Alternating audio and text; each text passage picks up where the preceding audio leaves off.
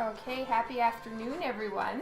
I hope that today is treating you well, and I am working on this blank. So, this is a sketch of Kitty Pryde, and I started this one in C2E2. So, all this scribbling was done at the show.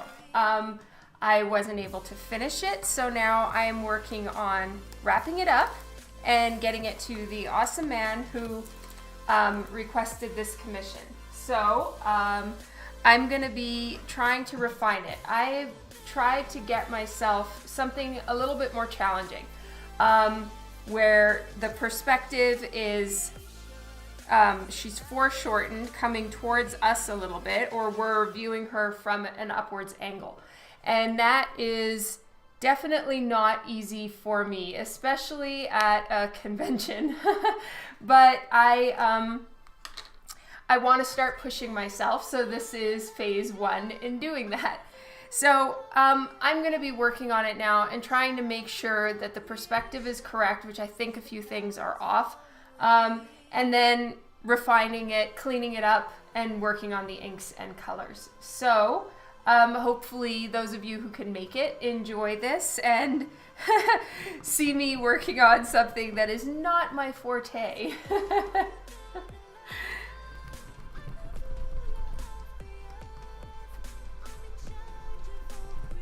So what I'm doing right now is just taking my kneaded eraser and lightening the lines a little bit so that I can get a little bit more of a proper grid in here, and then work on refining everything as I go, but lightening it like this where I'm not erasing everything and starting over, but it's removing enough of it that I can now work from it without having to start from scratch.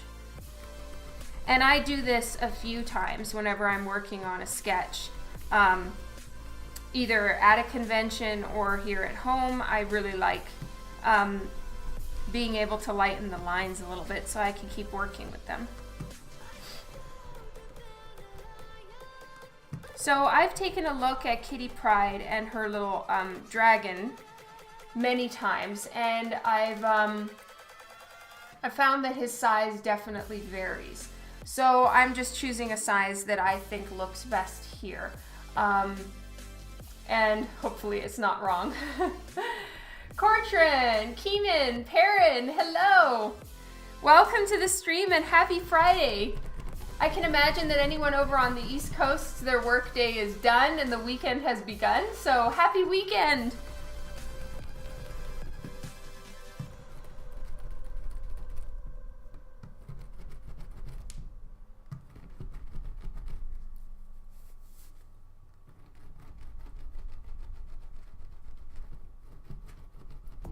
Hello, Tyler.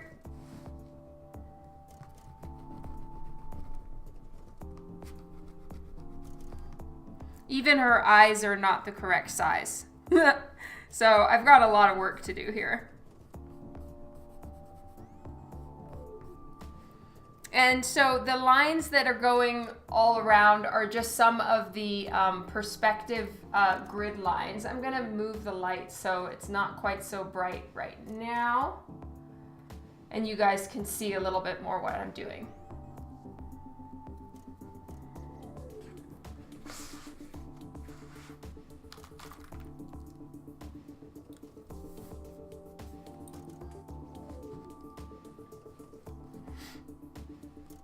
Yeah, wow, her eyes are not even remotely the same size.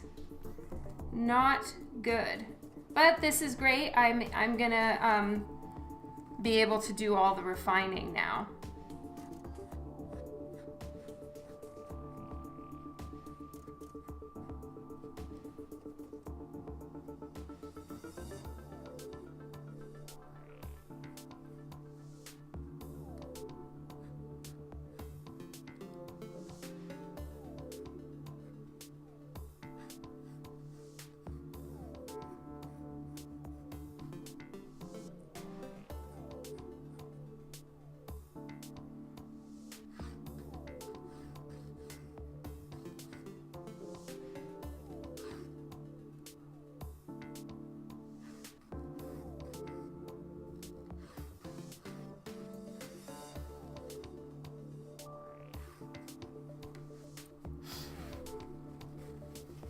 Oh, thank you so much, Steve.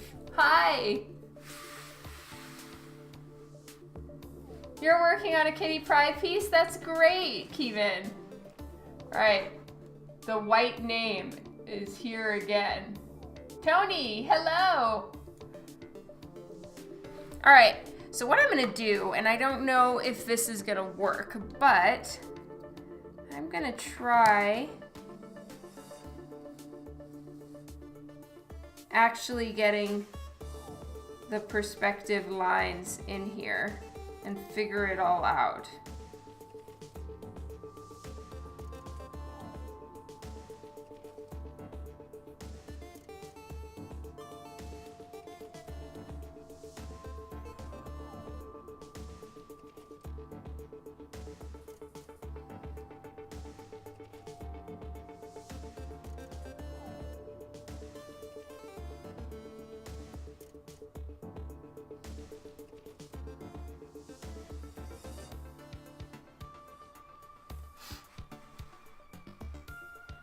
All right.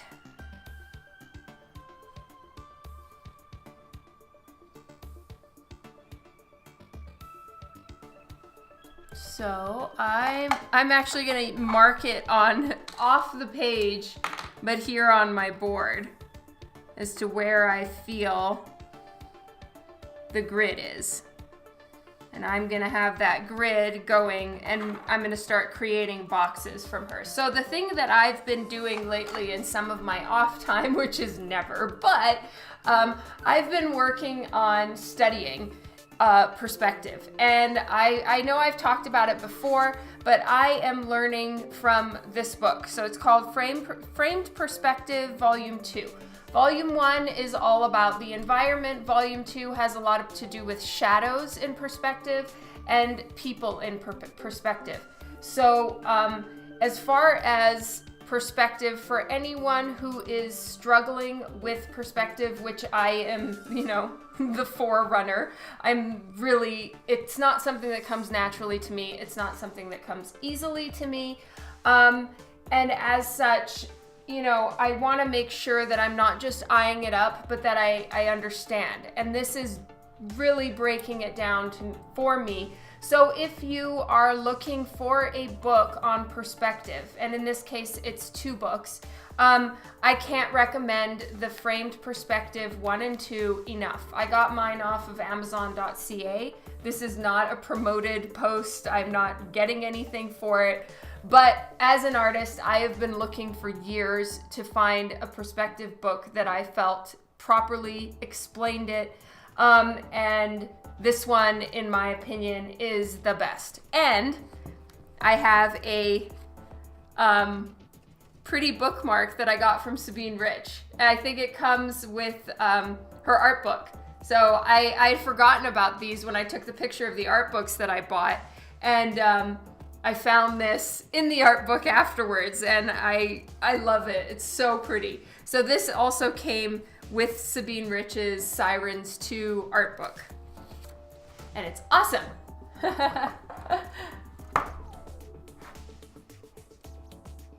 Oh, hello, Tranquil. And hey, Gabriel. Okay, so what I'm gonna do now, I'm gonna show you guys, way off to the side on my board, I have a dot. And that's where I've decided all the vanishing point is for what I'm doing right now. So I'm gonna be putting my ruler over and using that as my vanishing point. And I'm just gonna take a little bit of my tape here so that I don't move the blank and then ruin the whole thing. Because once you've moved it, then the vanishing point is no longer correct. Now this is my art tape, so it is safe for blanks. I've used it on many blanks as like a masking tape to mask out the character if I'm gonna do splatters and stuff. And so here we are. I'm just doing this to keep it in place. Hey DC!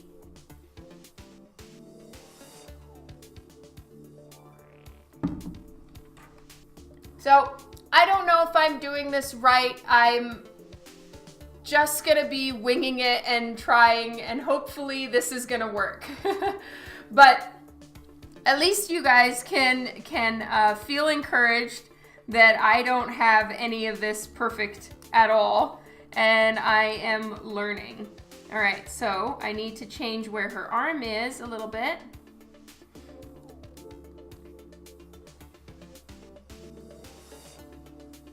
That should be the top of her bust. This is the top of her head. My ruler is not very long here. I really need like a much, much longer ruler. That is something I have learned. But I can at least start this.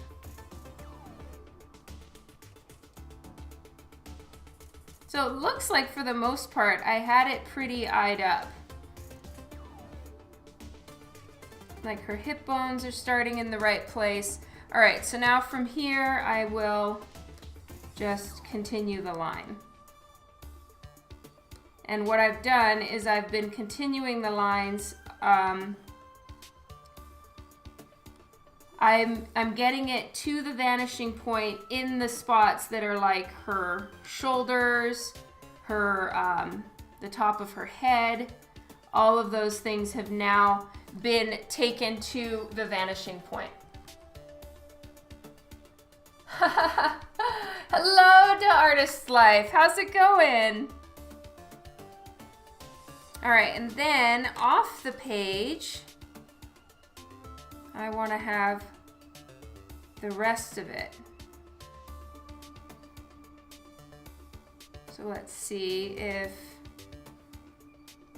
I'm trying to find the vanishing point here, and I'm just going to use a little piece of tape for my secondary vanishing point. Because not only is her body, like the vanishing point is going off to the side, but it's also because we're seeing it from an upwards angle, her head is going to be distorted. Because her head is closer to us and her body is further away from us. As such, we are seeing it from a foreshortened perspective slightly. And because of that, I need to get a vanishing point off the edge as well.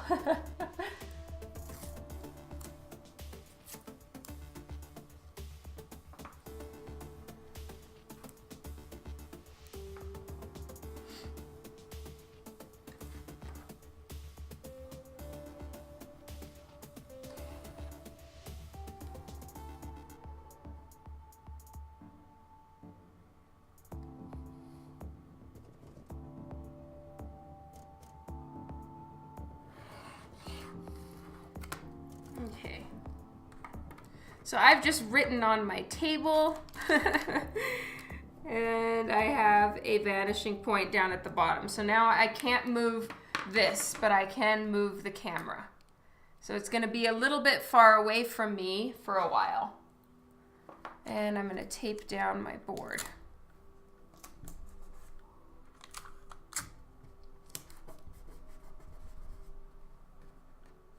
Kylie, hey!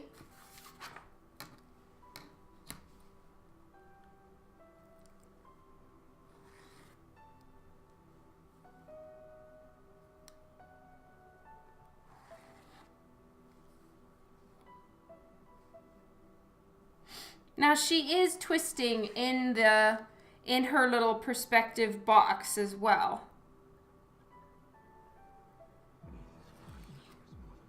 But I want to make sure that for the most part, she's falling within this grid.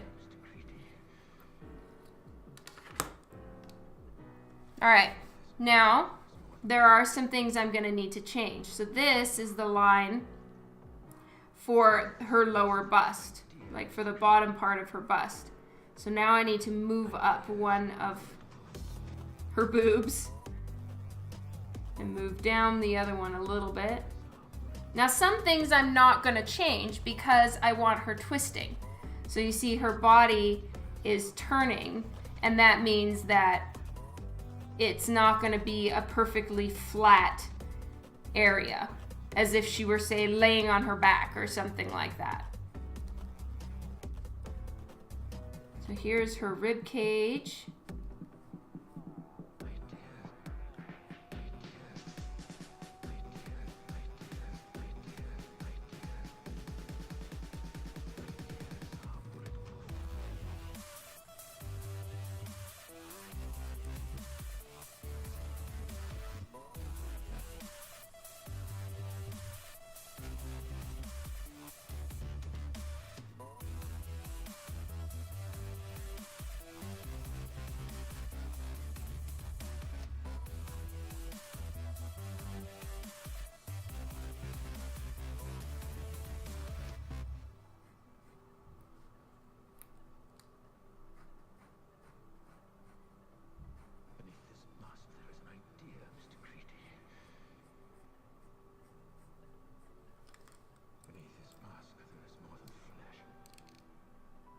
Sorry. Beneath this mask there is an idea, Mr. Creed. And ideas are bulletproof. Okay, so this line right here is gonna be part of her her pelvis bone. And because I'm twisting it, it's gonna be a little bit different and a little bit off, but not by much.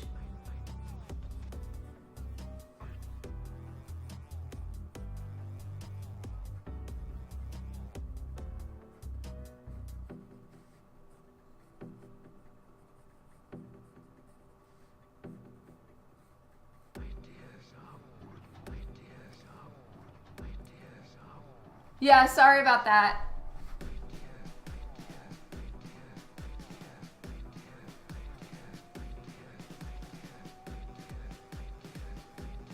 All right, now I'm gonna check one thing.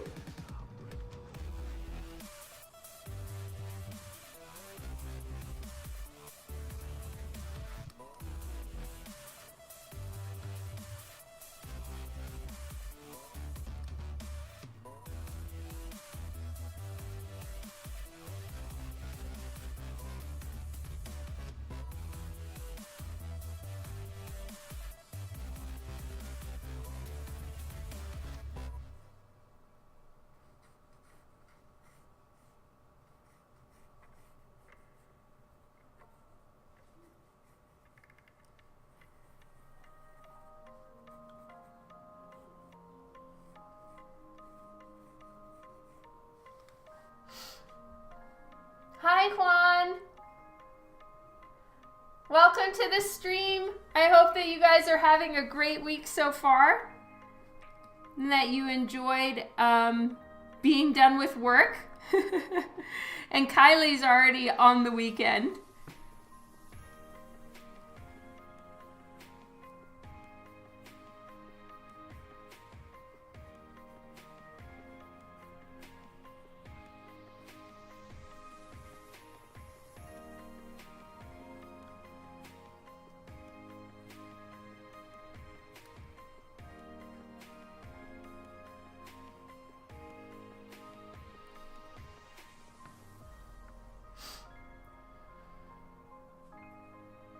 You just finished your jog?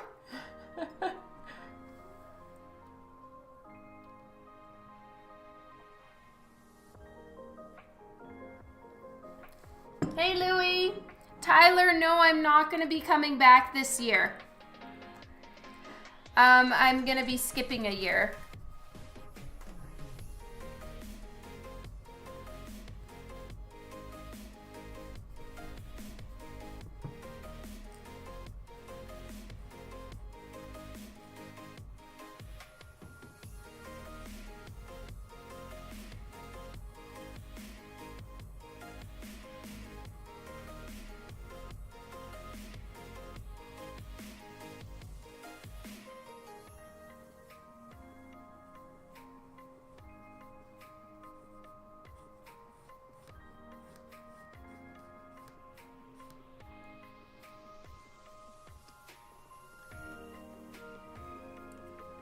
You've got a week off? That's awesome!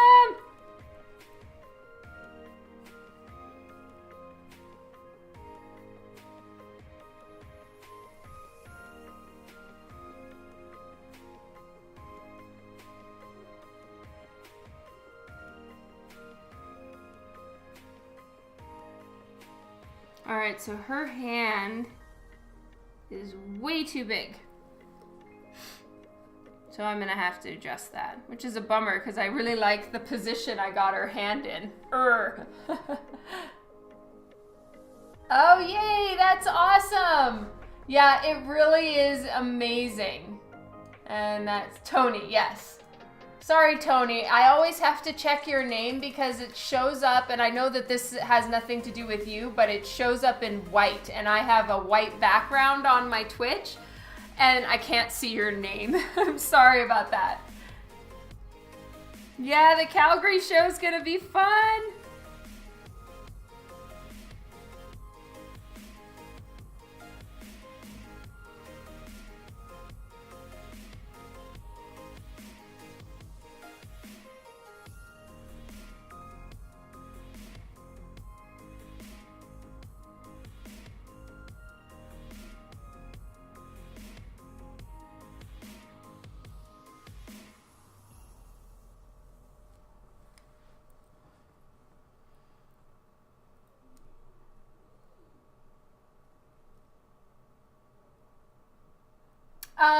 Kylie, not this pose exactly, and honestly, I didn't have the framed perspective book with me when I drew this on at the Comic Con, so I just drew this on the floor. But I did come home and check it by framed perspective. So yeah, I used framed perspective 2 talks about putting characters in perspective and how to do that. Frame perspective 1 is all about the fundamentals of perspective, period. These books are just amazing. As soon as you're able to, definitely get them. Okay, so what I'm trying to do now is actually shrink her hand. So I'm putting it in the, I'm basically drawing within my lines that I already did, but just making them a little bit smaller. Because I'm happy with this hand, it's just I'm not happy with the size of it. It doesn't work. So even though her body as a whole is within this perspective grid. So I know you can barely see the lines and there's a bunch of wrong ones that I drew before. But I've got a vanishing point. I have 2 vanishing points on this off the page. And those ones are my guidelines. But then I'm twisting her body and I want this arm to be going up higher behind her. So I've fucked with the perspective a little bit. Her shoulders are not completely following this straight line. I've twisted them. One is coming down a little bit further and the other one is going up higher. And they're actually, like, this is the perspective line on where her shoulders should be.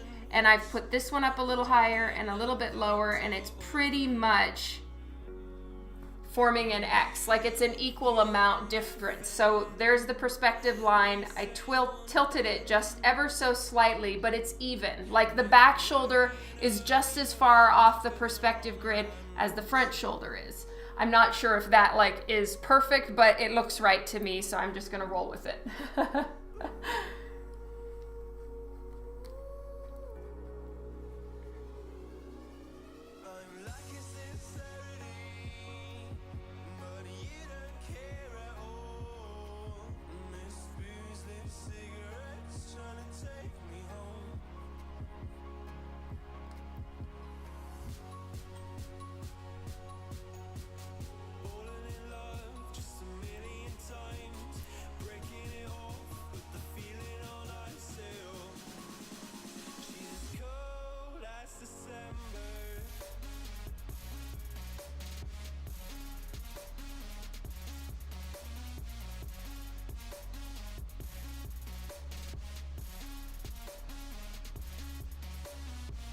Good evening, Fishing Iron.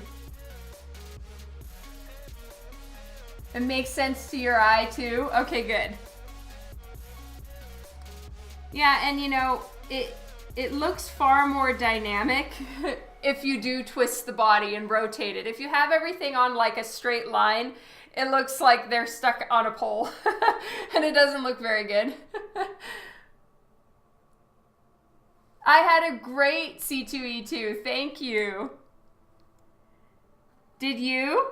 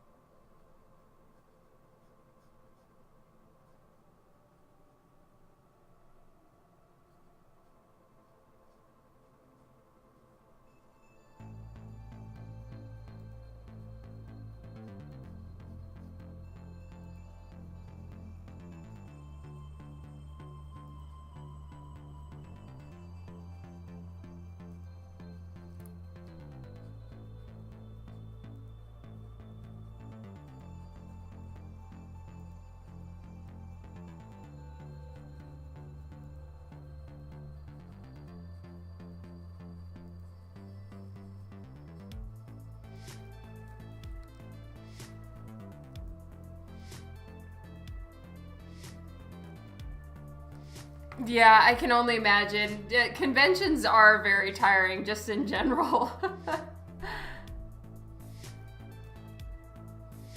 Oh, yay, that's awesome. Thank you, Tony. The Huinator, hello. I'm so glad. If any of the stuff that I've put on Twitch or whatever is helpful to you, that's awesome. And it so makes my day. So thank you so much for telling me that.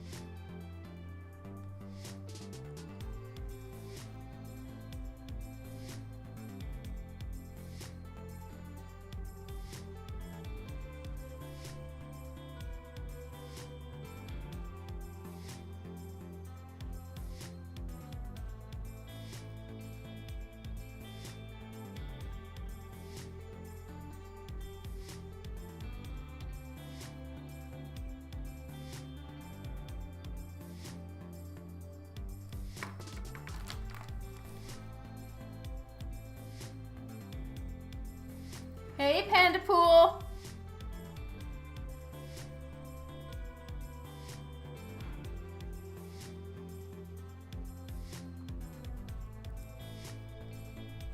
right, as much as I was happy with that smile, I need to change the location of most things.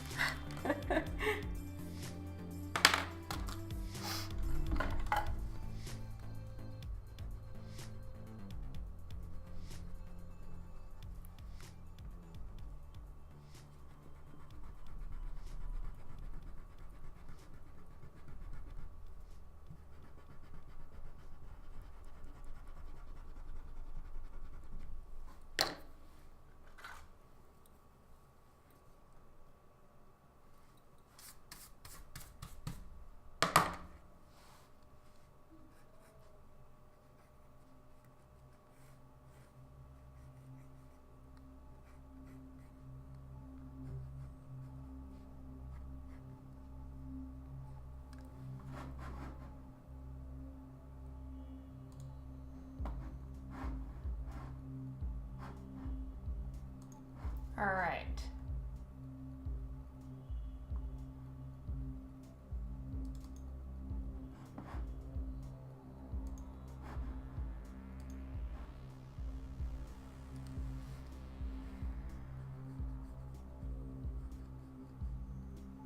So I want to have him kind of very, very clearly shown here, and, you know, interacting with her hand, which is why I've put her fingers as they are, because, you know, he's got his, he's got to be holding on to her somehow. So I'm going to have his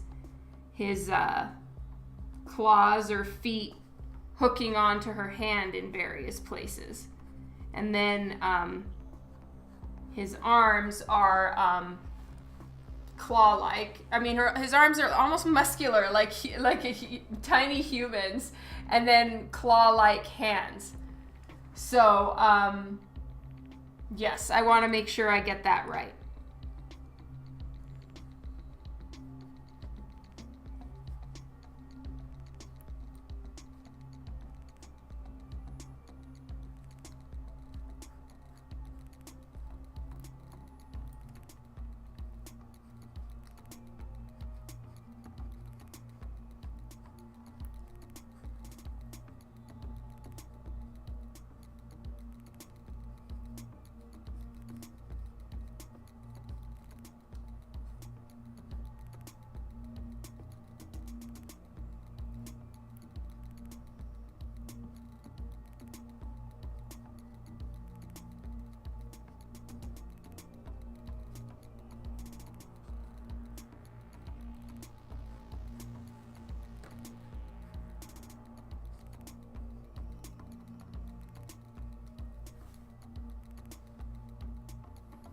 I'm drawing Kitty Pryde.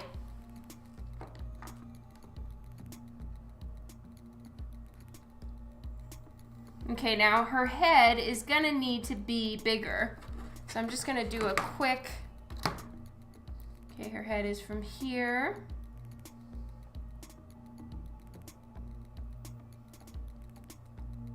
Make it to here. But it's turned a little bit.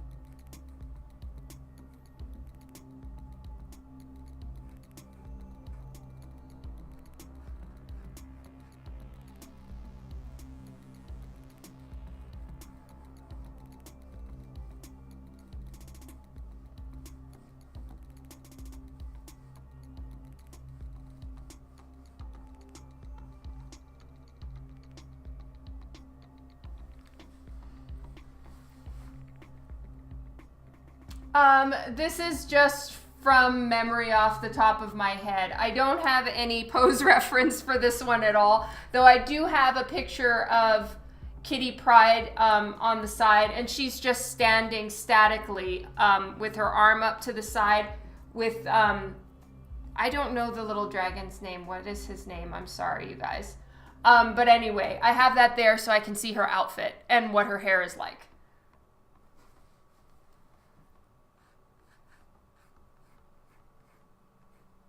But if you have the perspective worked out, which, like I told you guys, is really not my my best. It's not me at my best, but I need to make it me at my best, and I need to work at Lockheed. Thank you. I need to work at getting practice with perspective stuff.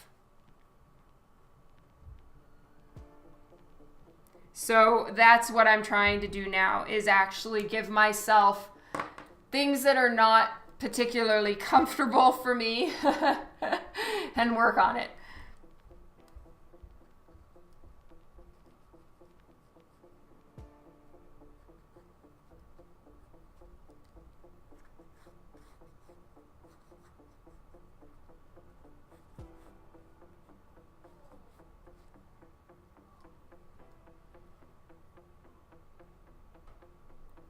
Oh, that's awesome, DC. Okay, so I've put in the basic mapping of her face, but I think I need to adjust it ever so slightly because I want to have it at a little bit more of a forced angle. So I've been also studying the Andrew Loomis books on faces and anatomy and things like that. And he has a very interesting way of breaking up the head and how to make sure you've got everything in the right spot. The eyes aren't too high or low, how to draw a head from different angles. And I found it really helpful, especially with the way he sets up where the ear is and how the ear can kind of guide you on where to put all the rest of the facial elements. So if you are looking for another book, just for me to like load you guys down, Andrew Loomis stuff is amazing. It's called Drawing the Head and Hands. Thank you, Aka.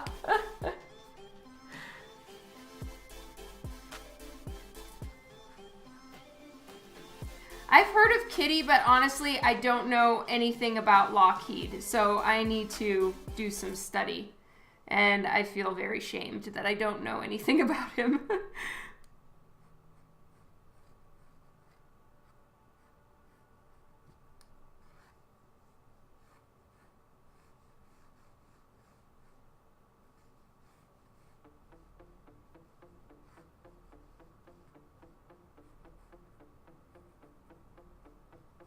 So I'm setting up the hairline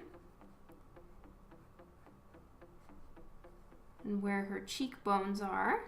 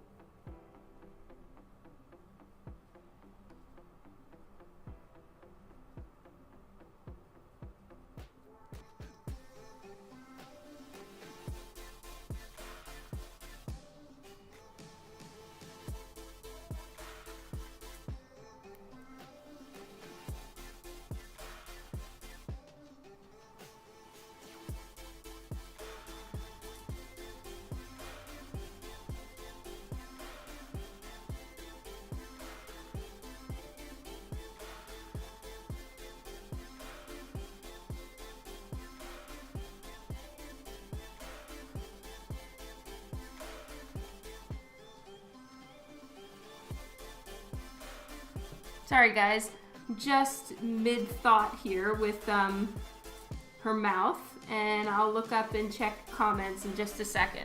Okay, here we go.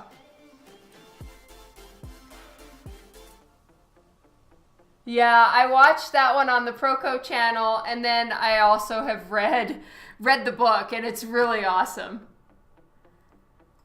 I'm so glad you can be here, Aka. Am I pronouncing your name correctly?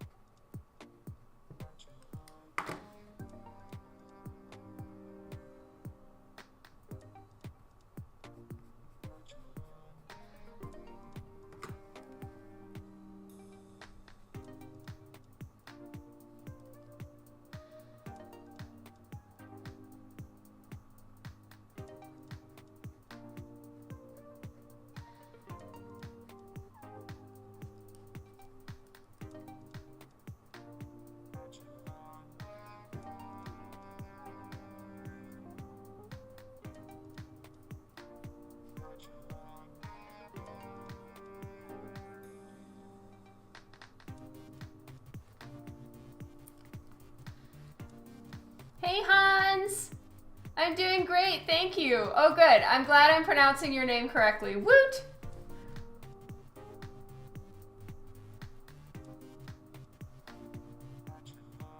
Oh, I feel better to not be alone, DC, thank you. Alright, so I'm not, it's not that her face is wrong, it's just I want to get a prettier face shape. And Kitty Pryde, in my opinion, has very much a sweet appearance. Like, she looks like very youthful, very innocent. That's the way that, at least to me, she's portrayed. I'm not saying that that's her personality. She's very much a badass. I'm talking about her actual look. And so I usually draw a lot more of the slightly older and a little bit more not innocent looking facial features. So I'm working on that, and with this one, it's just gonna take me a few tries to get the face shape right. Hey David, it was so nice to meet you at C2E2.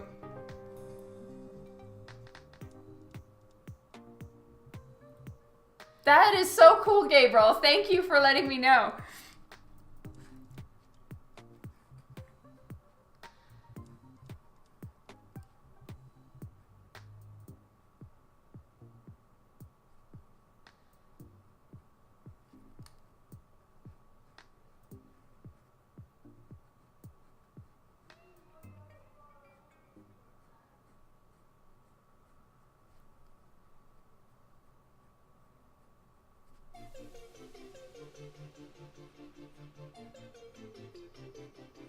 So she seems to me, in a lot of the comic book portrayals of her, that she has like wider cheeks, but then a really nice pointed chin.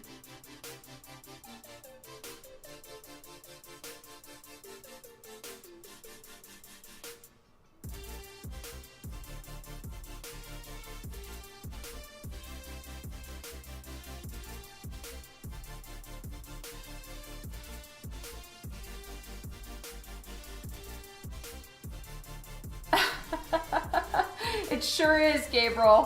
Whoa. I mean, not Gabriel, Hans.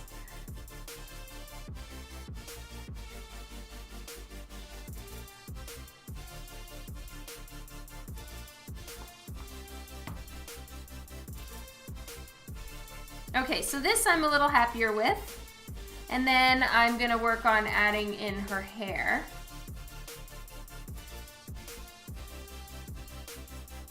And then I'm giving her straighter eyebrows, not the like aggressive arch that I do all the time.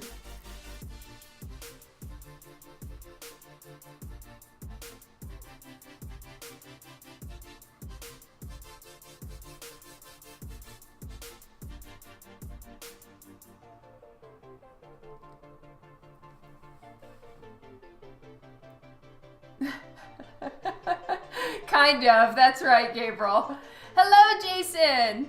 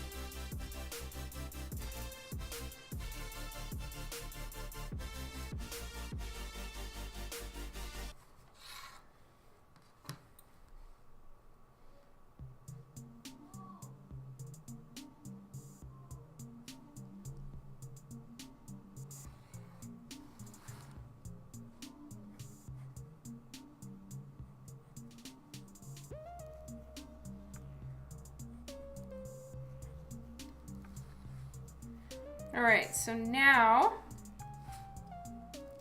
I kind of want to, I'm gonna try, and this is extremely ambitious slash may not work, but I would like to have her kind of,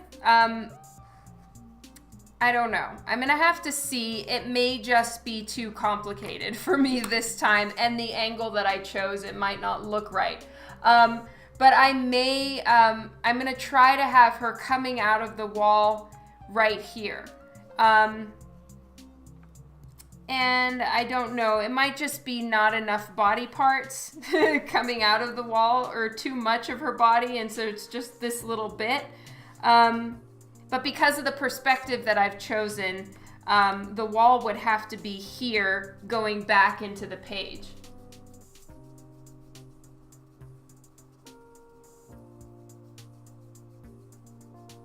Oh, that's so cool, Jason. Thank you. Of course I don't mind.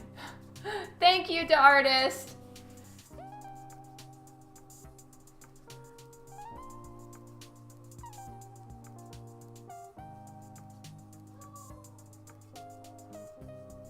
Yeah, 3-point perspective. Good times.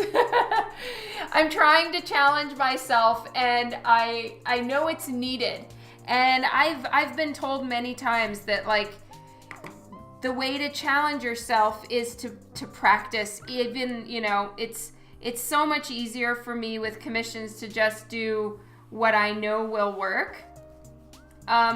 Because also this is for someone, and you know, they've waited a while to get it, and as such, I don't want to disappoint.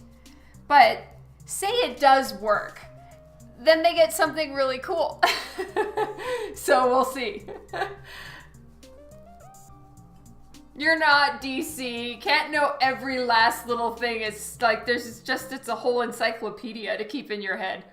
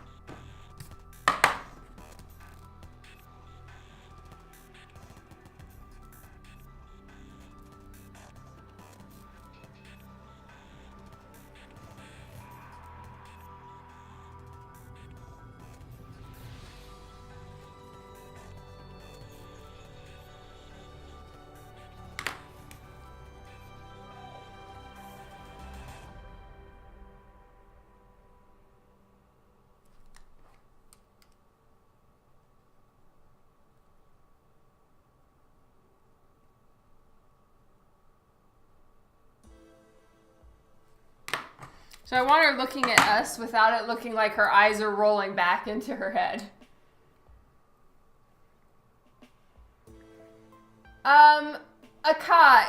It's best to have a mixture of both. I would say when I'm in a time crunch at a convention, it's much easier to get sketches that I know I can do without much redo and struggle. When I'm doing it at home, the challenges are way more fun. So it just depends on where I am and how much multitasking I'm required to handle at the same time, if that makes sense.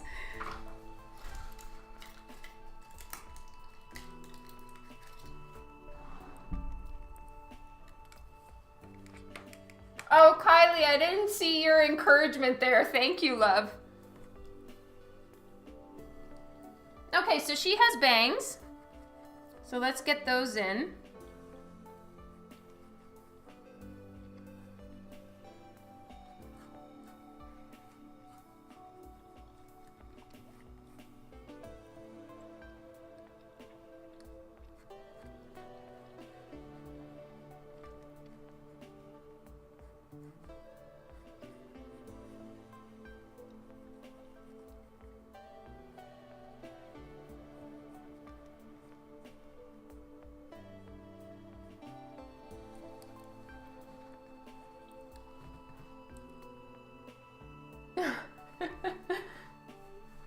Oh God, Tony. I was so nervous the first time I was drawing at a con. I mean, it was so overwhelming and so terrifying that, to be honest, I just hid in the back and was trying not to shake too much. It was terrifying. So yeah, it's taken me a long time to get used to drawing in front of people, and then getting used to drawing on Twitch or Facebook Live when I started that about a year ago. I mean, the first time I did it, I kind of had a mini meltdown at the end. It's like, oh my God, that was so scary.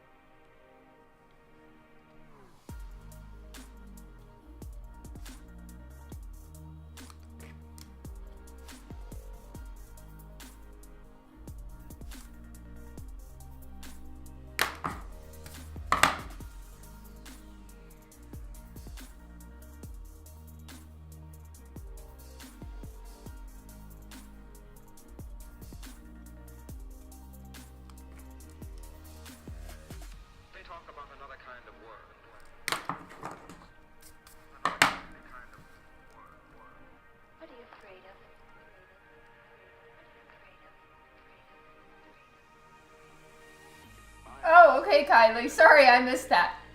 Left the more narrow. Yeah, I'm gonna need to work on all of it. Just all of the above needs work. Well, there goes nothing. Okay, so I'm just checking what her hair is like here. And she pretty much has like mid-back brown hair, just straight.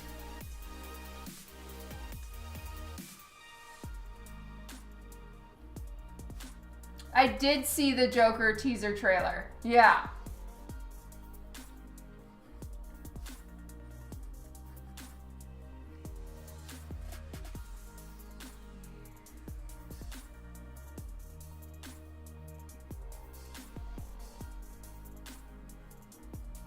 So her hair is not like pin straight. It's got a little bit of a, even if it's just kind of layered or something, it has a little bit of movement to it. It's not like extremely straight, but it's definitely not curly.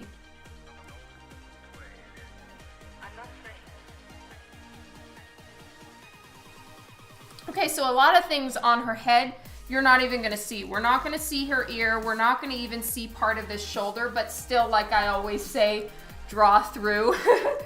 Draw it anyway, and then put the hair on top. Pretend of it like a bald, naked doll. Oh, now that just went from like artistically talking to creepy, but think of like an actual like art form, body form doll. All right, and then do that, and then put the hair on it and all that. Lego, put the clothes on. I do, Jason. I have Denver on my schedule, yes. I'm gonna be MegaCon Heroes. I have the list on my website, and I'm gonna get it for you right now. Con schedule, here we go. So this is what I have so far.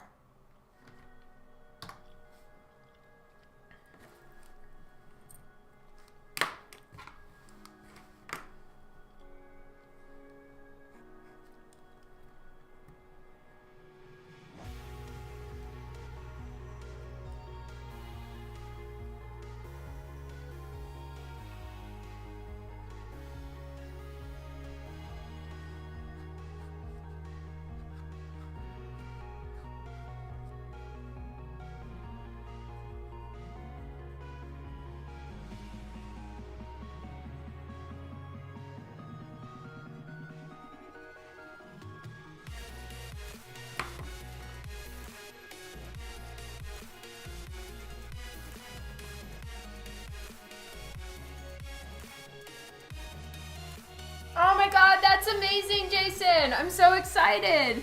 Woohoo!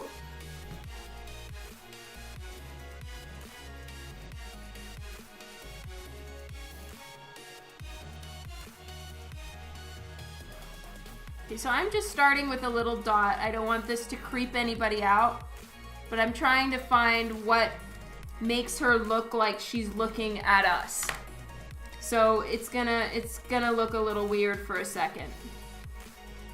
But I mean, having a character look like they're looking directly at you or completely cross-eyed can almost be a matter of like a hair difference. So it's gonna take me a minute. Oh my god, that would be so fun, Kylie.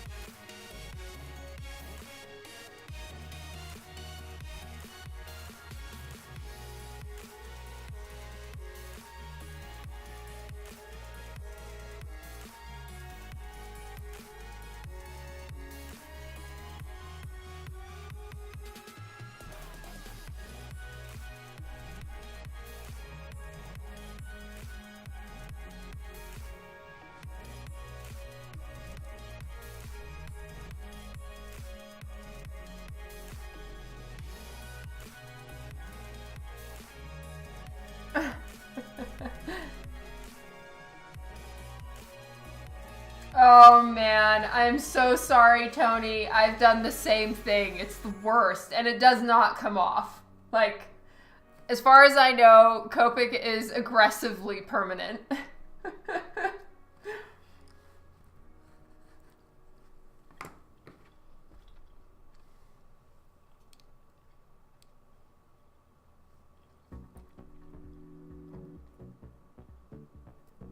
Yeah, it was throwing me off there, and I was like, what is wrong? Because it doesn't look wrong here, but it looks so wrong there, and my webcam was a little sideways. Oh, sorry, Kylie.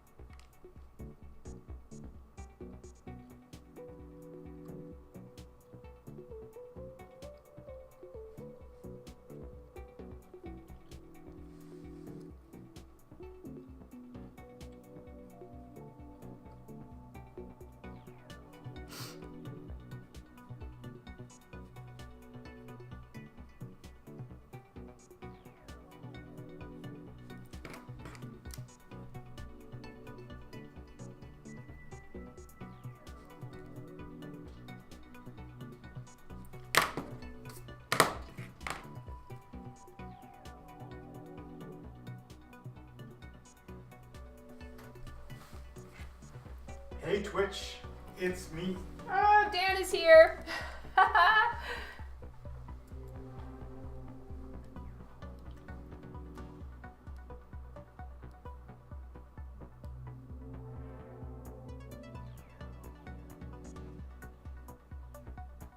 Oh, that's so great, the Huinator. Kylie says hi, Dan. Hello, Central Park. DC Bray says hello.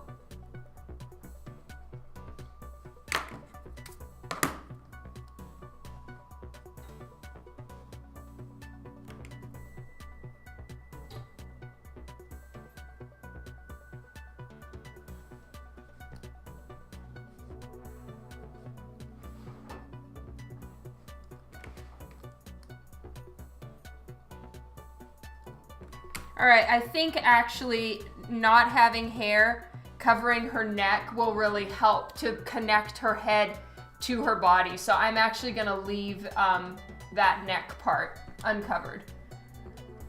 Dan, Jason says we need a quick Waffle Man sketch.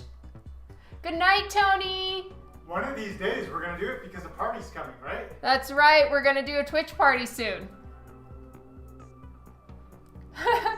Kylie says Waffle Man needs a love interest. Pancake girl, perhaps. Nobody likes a flat girl. Dan says nobody likes a flat girl. I apologize in advance for Dan. Can they hear my voice, you think, on the thing? Can you guys hear him?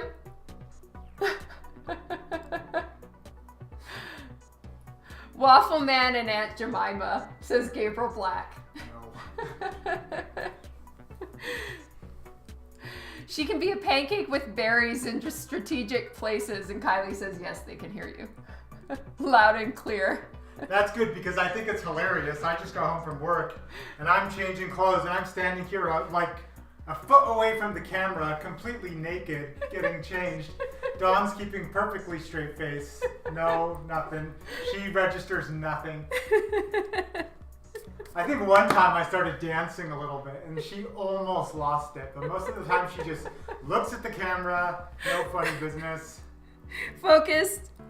I'm just getting changed. I'm going to grab a quick workout before doing stuff with the kids and then getting dinner on. So you guys keep having fun.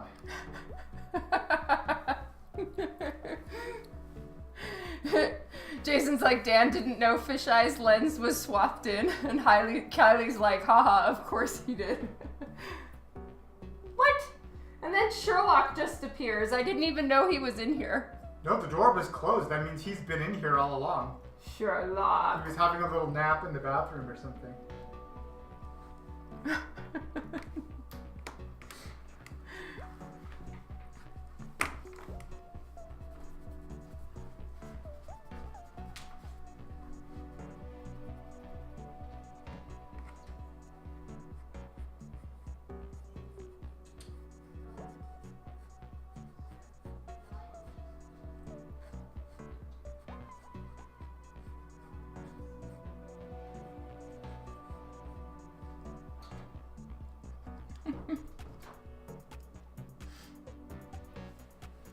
Oh, I think Sherlock left with Dan. Sorry, guys.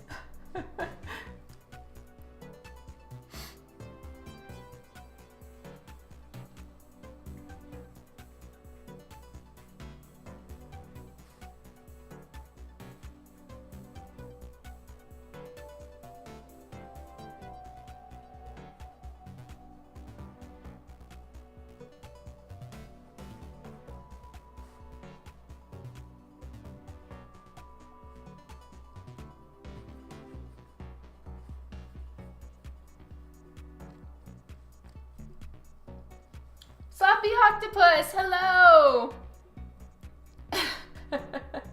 That's awesome, Jason.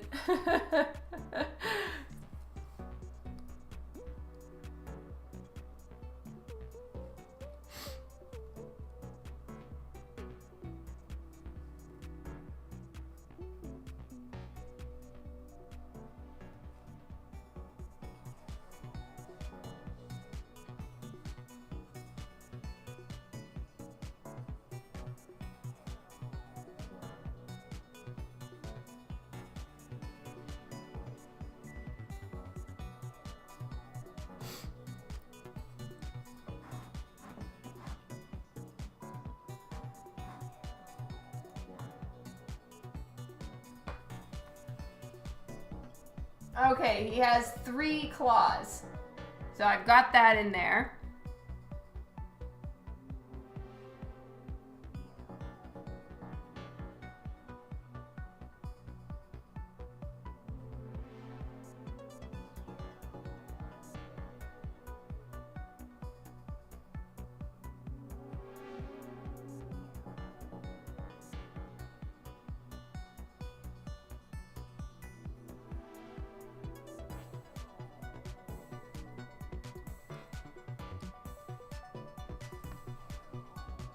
Oh, thank you, Sloppy. That's awesome. I really like the art you've been posting too. You're doing a lot.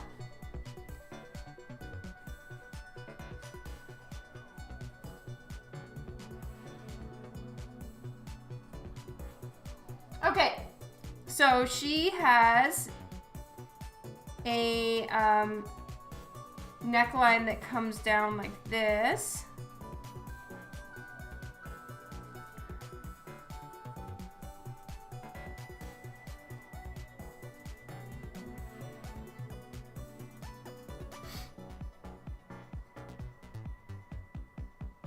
And she's wearing gloves. So with gloves, I kind of flatten the tip of the finger. I don't put a really long nail there.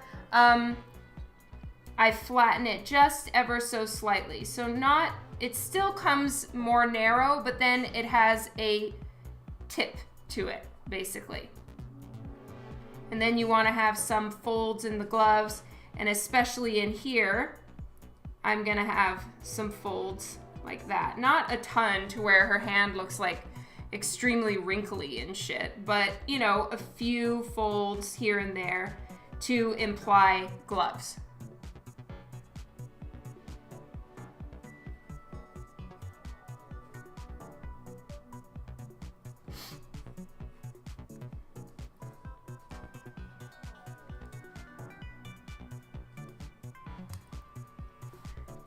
And then it's yellow here at the top of her shoulder.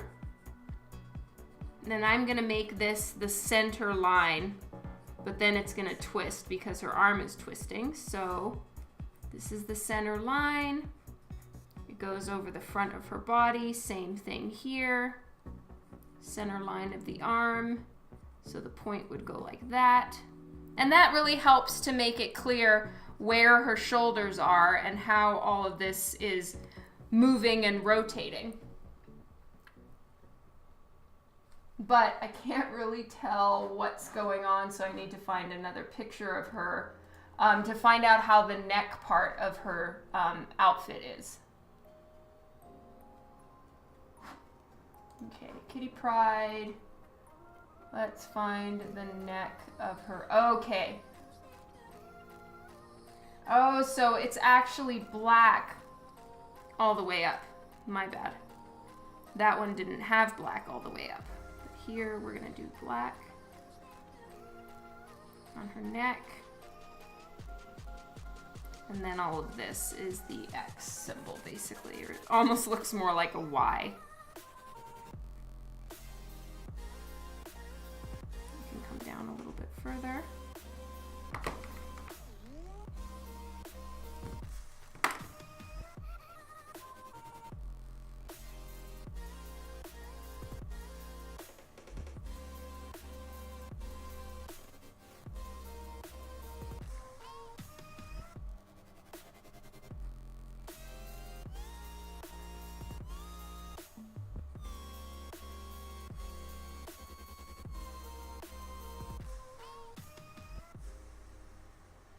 And then she has a red belt with the X-Men symbol on it here.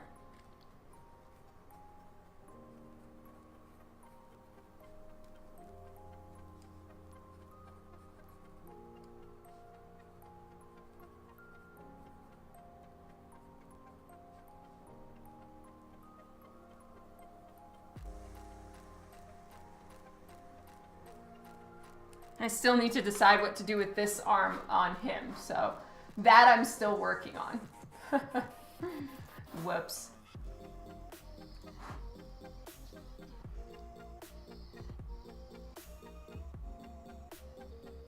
Yes, the black turtleneck, that's right.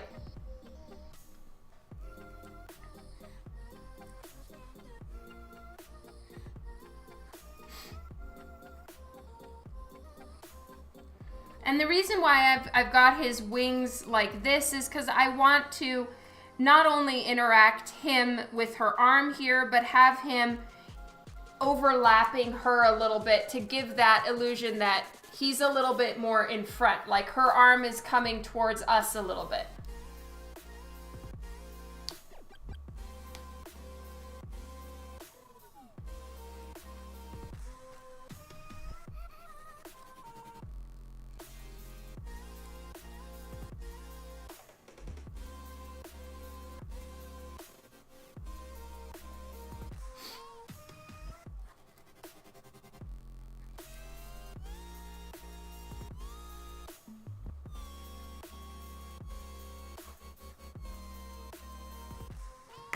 Okay, some of this is ready to start inking, so let's just get going.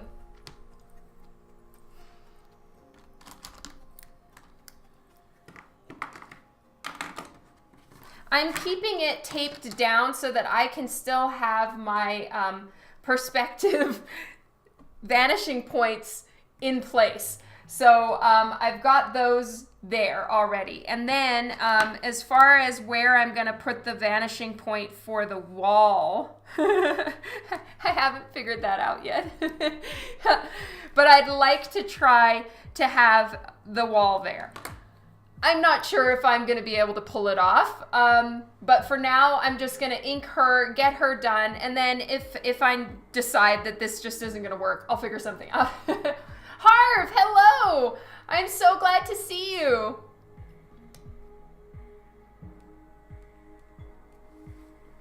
Okay, so I'm using my Copic multi-liner in 0.1.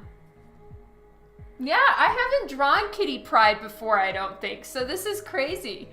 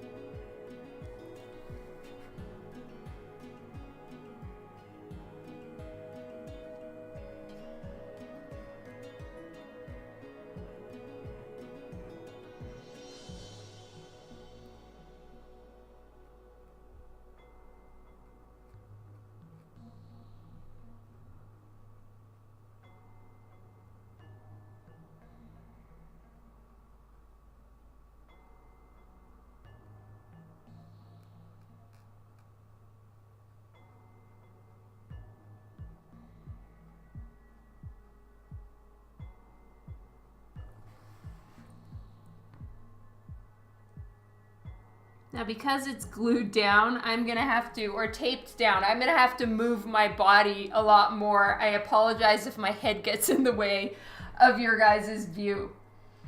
Is it just me, or is it looking a little bit blurred?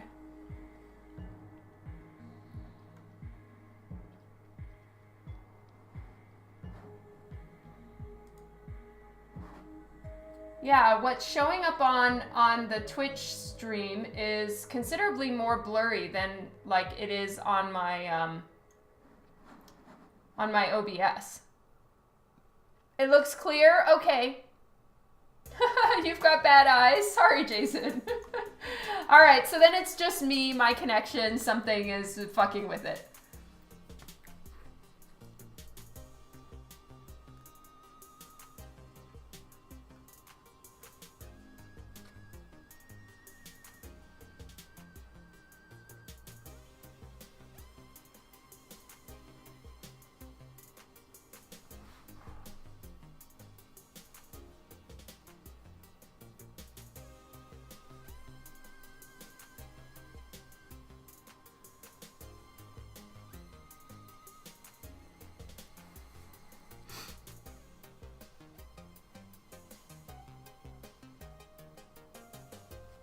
So I reworked her chin. I don't know if you guys remember, but I've been erasing it and redoing it so many times.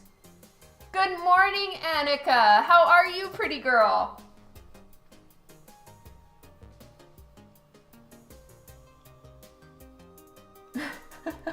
That's funny, Harv.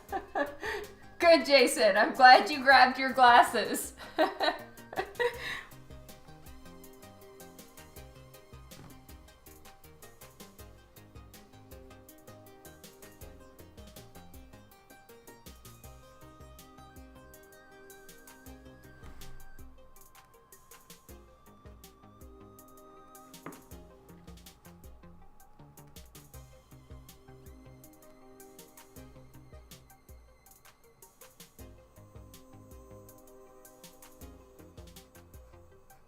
Okay, so for some of the outlines, I'm gonna go with a bigger pen now.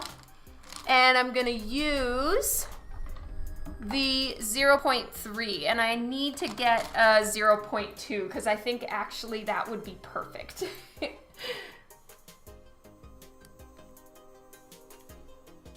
Aww, Annika's so sweet. Treknut, hello! All right, see you, Jason. Drive home safe.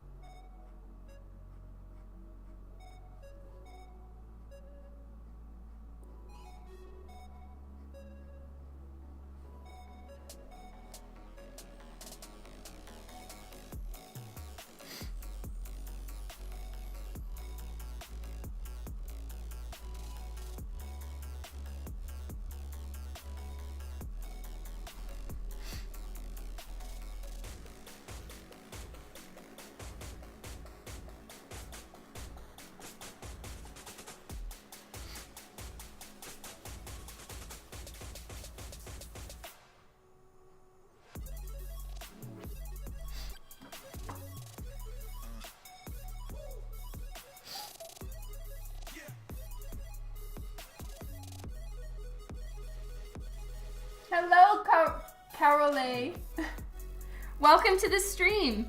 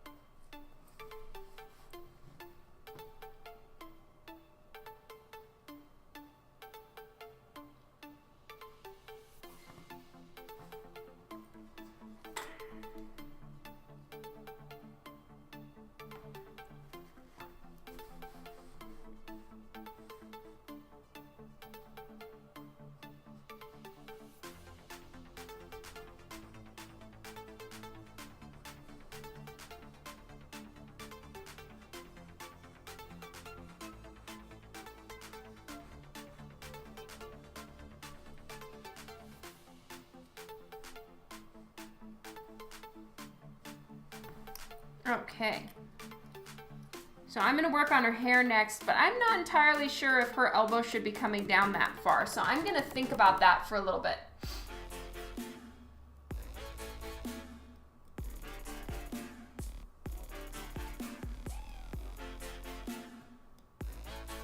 Okay, see you later, DC. Have a good night and enjoy your weekend.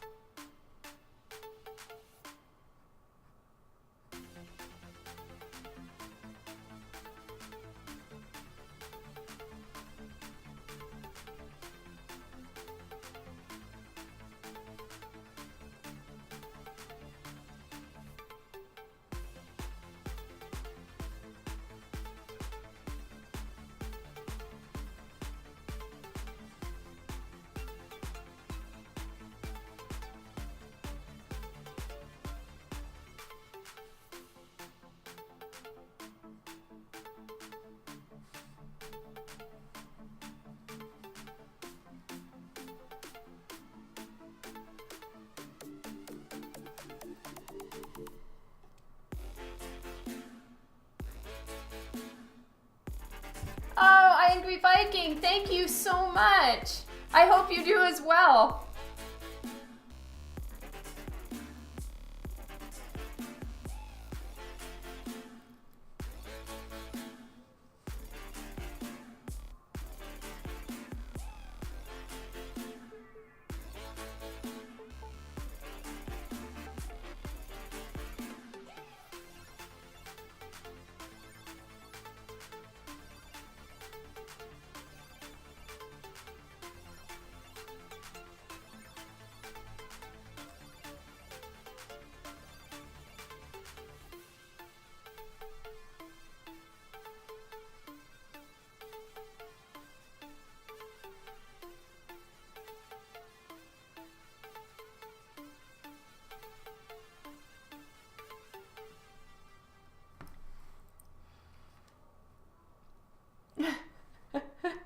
Thank you. All right, so here I'm just gonna refine things a little bit, fix it up. I don't think there needs to be that much hair in her face, and I don't wanna cover too much of her neck area or it's gonna throw off the perspective. Good night, DC, sleep well.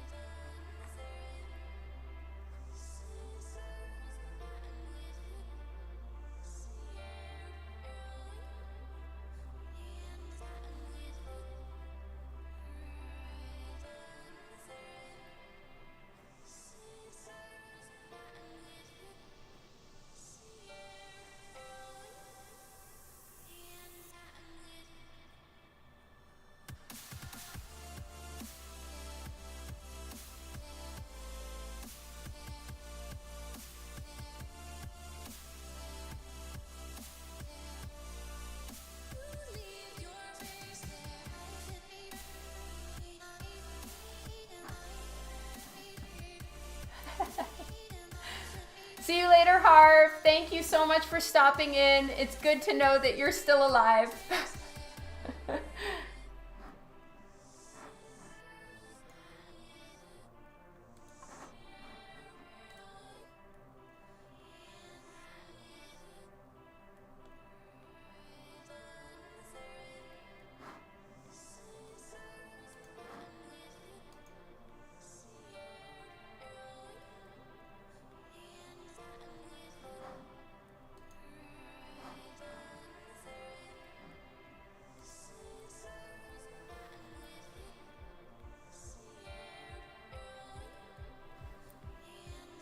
See you later, Hans.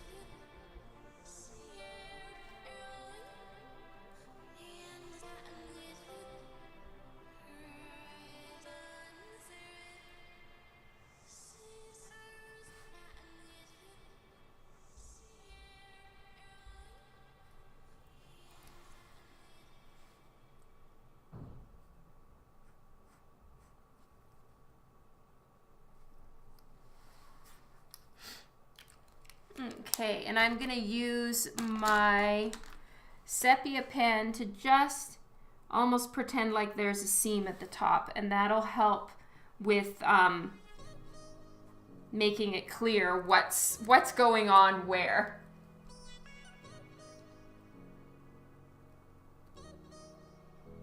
Oh, thanks, Treknut and Kylie.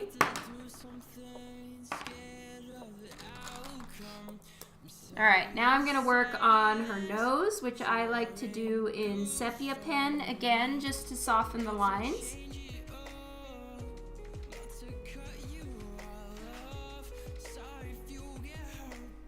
And her mouth as well.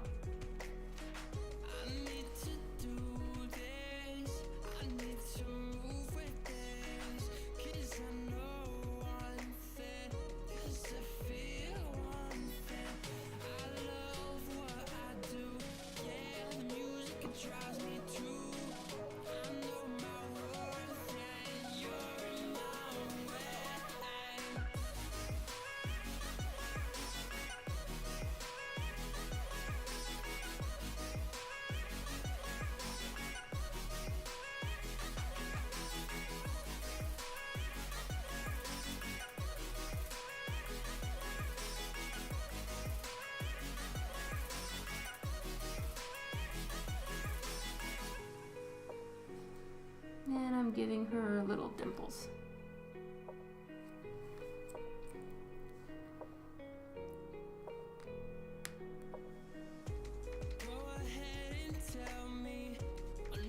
Sounds like fun, you guys. And her eyes are brown, so I'm gonna do the exterior lines of the colored part of her eyes in sepia as well. And then I'll do the black part in black. And I'm gonna use the 0.1.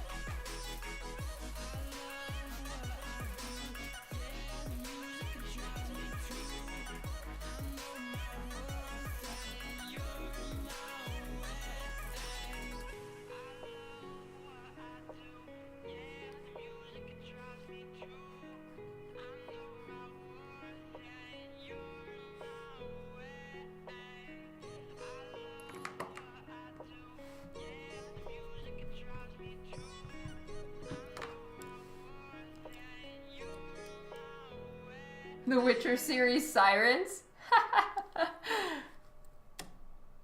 Sounds like fun.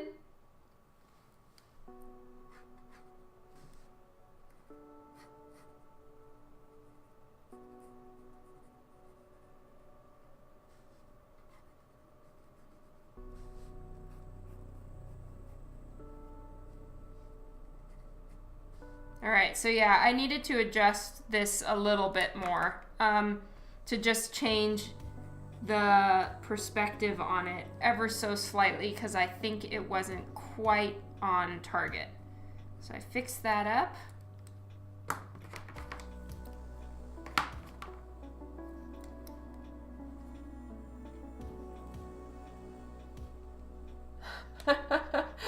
That's an intense amount of Dawn, Treknut. You're a brave man.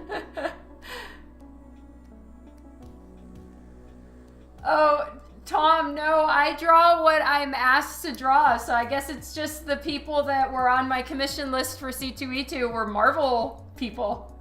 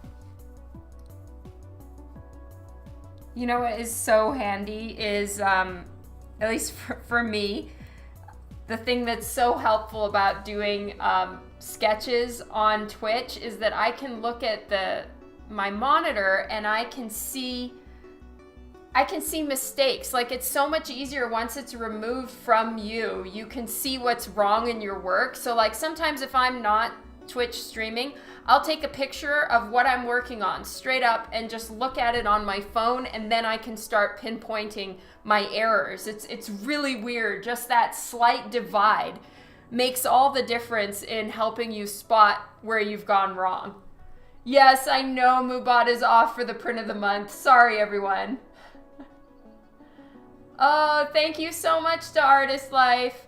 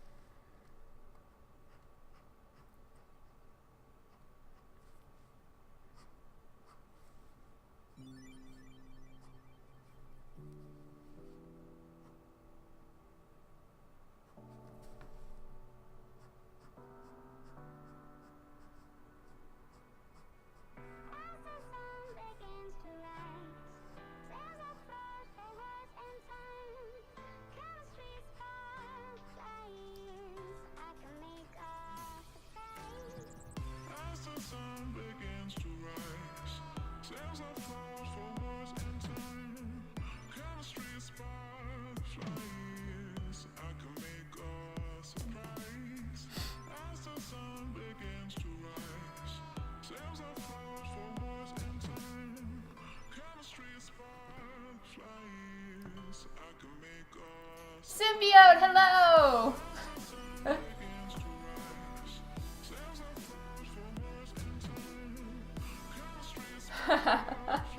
Tom, sorry. Thank you, Treknut.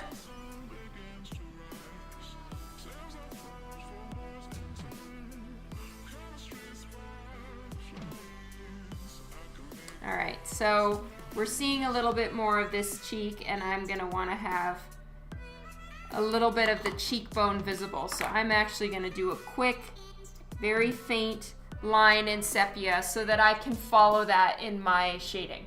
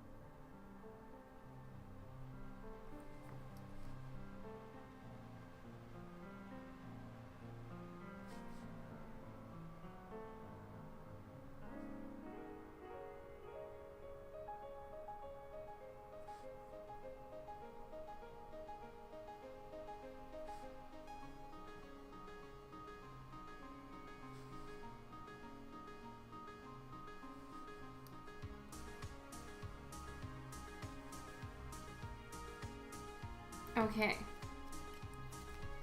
Now I need to figure out where his feet are going and exactly what I'm doing with this arm, and then I can ink him and we can start coloring. Whoop! It's going better than I expected it to. Thank God.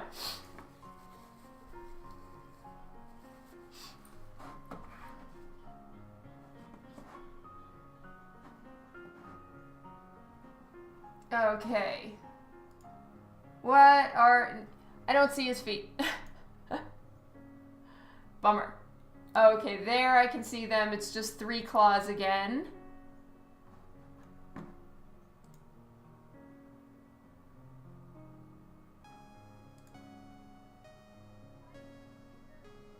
And where else? Where else? 3 claws. 3 again. Okay, so it's a standard 3. That's awesome.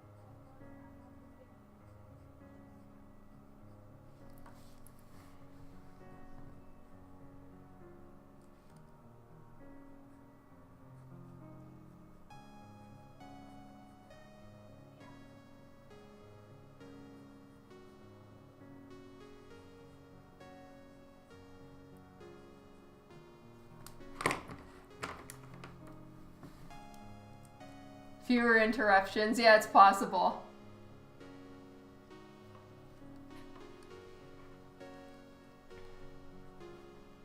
But a huge thank you to everybody who's here. Thank you so much for being on the stream with me. Sorry, I ran out of lead here. Okay.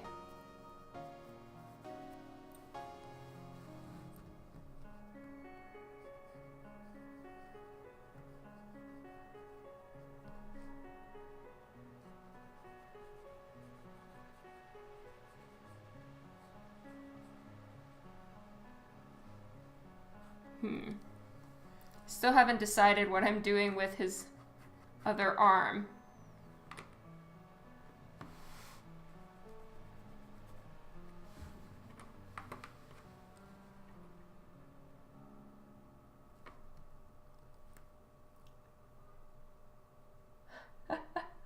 Good evening, Thomas.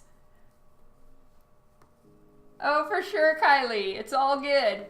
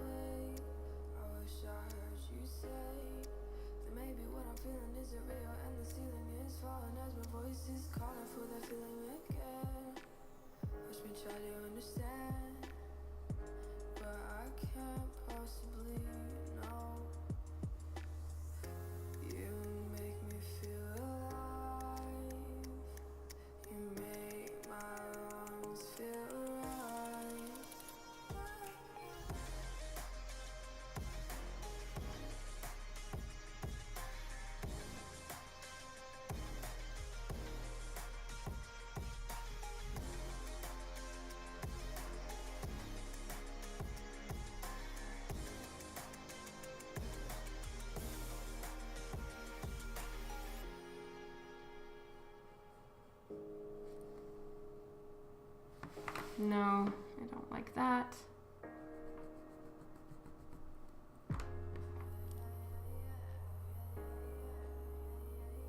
Yeah, I was thinking about that and I was wondering if it would look weird, but let's give it a shot.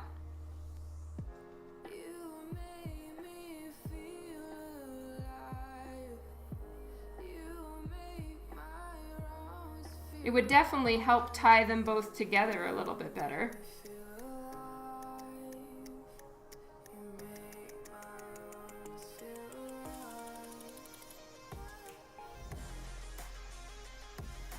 And his arms do kind of almost look a little bit human. At least in some of the pictures I've seen of him.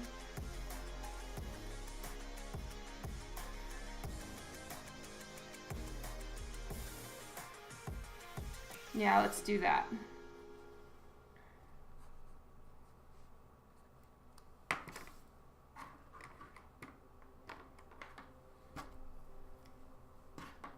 Okay, so I'm going to be cycling between 0.3 and 0.1, and we'll see how it goes. I really do need to get it too. Oh, thank you, Aka. I'm glad you like it.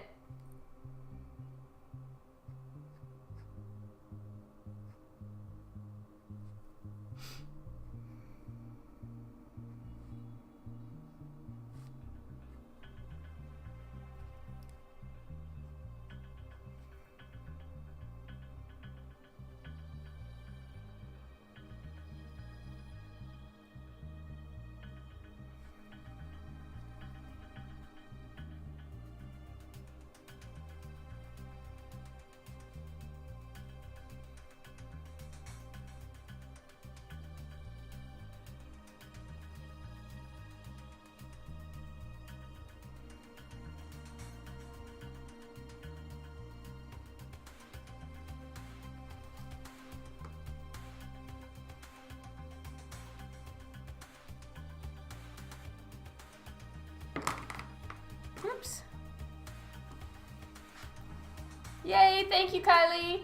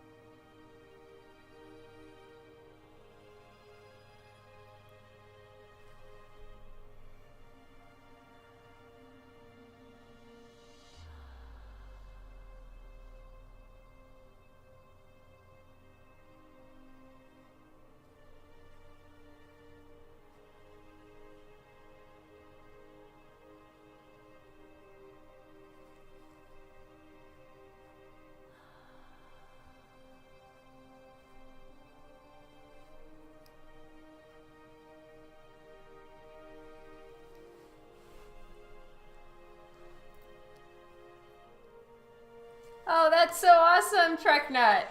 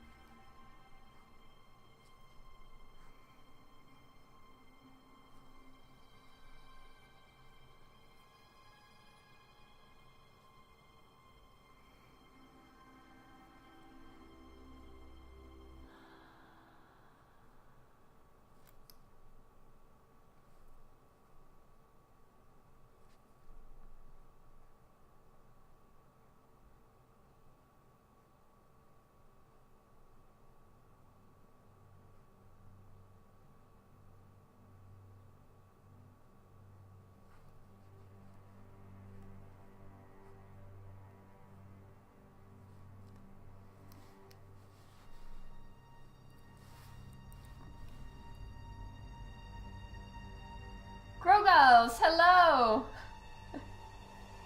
Oh, you got the Candyland Risque? Yay, thank you, Treknut.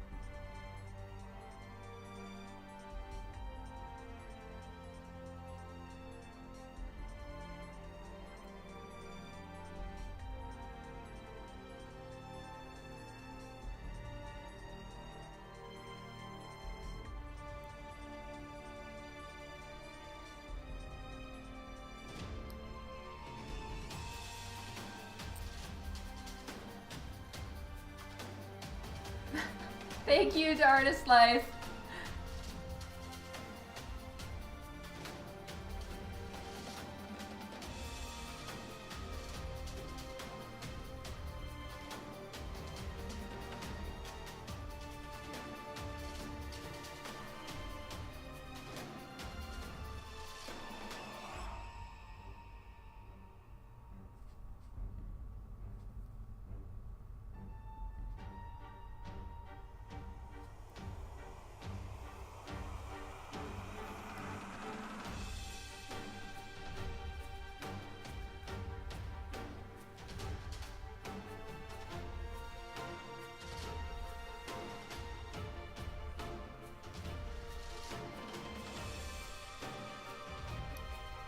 Alright, so now I'm going to switch to a smaller pen. Oops, I forgot to do this foot.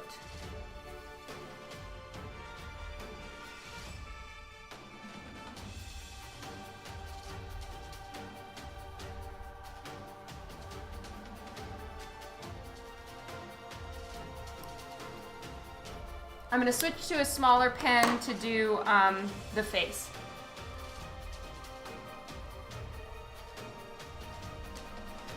Oh, thank you so much, Grogals.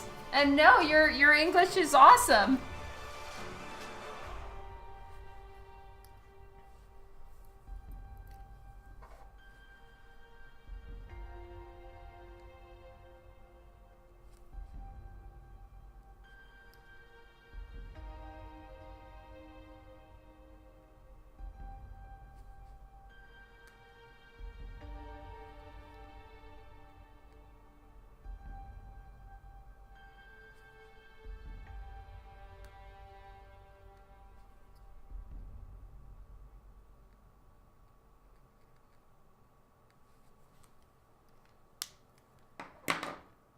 Okay, yay! So now I'm going to start erasing and get to coloring at least the parts that are finished. How much time have I spent on it? Well, I started about 2 hours ago right now, and then I was sketching the rough of it at a comic book convention in Chicago a week ago or something. So I'm not entirely sure how long, but let's just say like 3 hours, maybe. This is a challenging pose for me because it's on a perspective.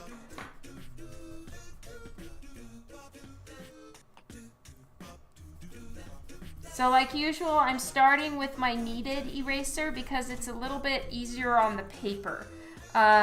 And so I'm gonna remove as much as I can with this one, and then I'll remove anything that I can't get off with my more powerful eraser.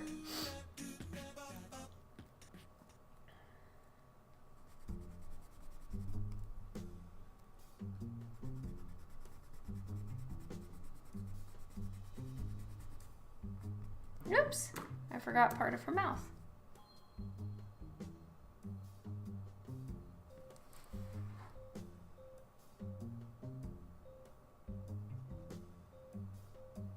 It's really easy to miss stuff like that when there's so much pencil lines. You don't get all of the You don't get all of the lines inked, but it looks like it's inked because the pencils are dark.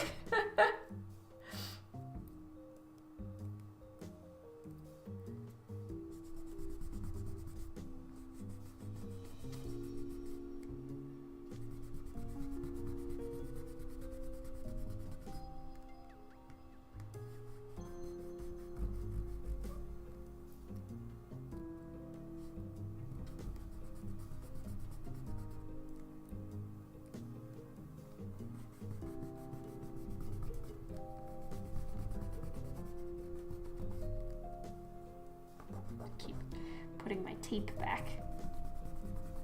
So I'm keeping it in one position right now so that I have my off the page perspective vanishing points put in. And I don't want to lose them.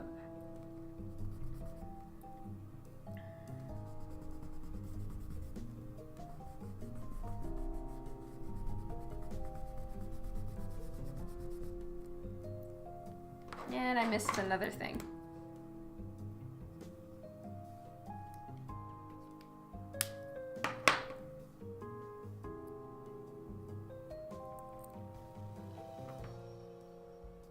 Yeah, I just got notified as well, Craig. Maybe we can raid him before I leave. That would be fun.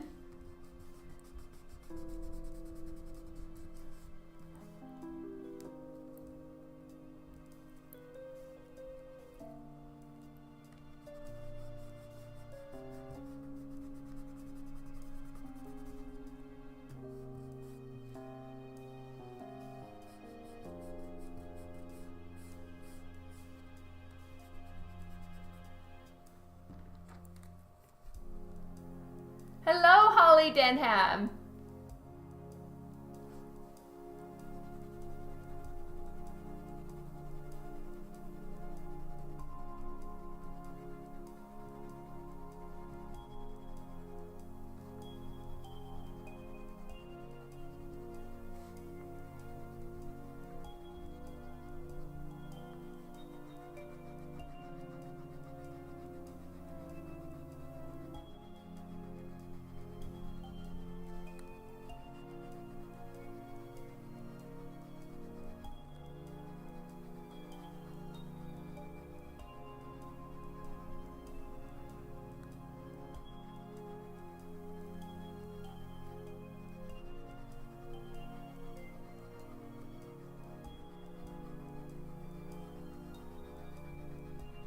All right, I'm gonna get another piece of board here to protect this edge at the bottom. So I have a lot of these and they're all the same size. Ugh, but well, at least while I'm erasing, now it won't be dented.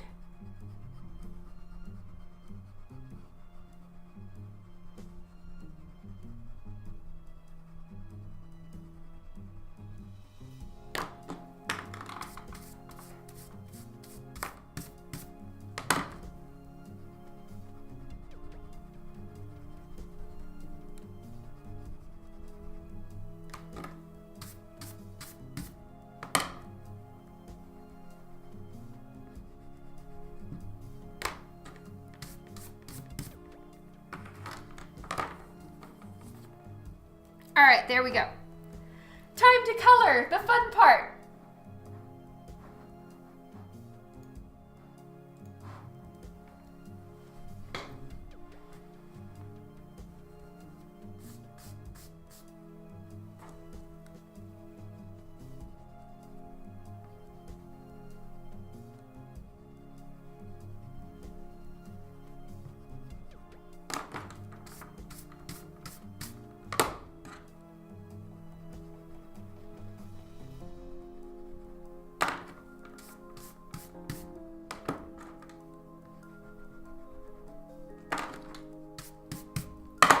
All right, so there's things about the inks that I want to refine and darken, but I'm not going to do that until the end. It'll just be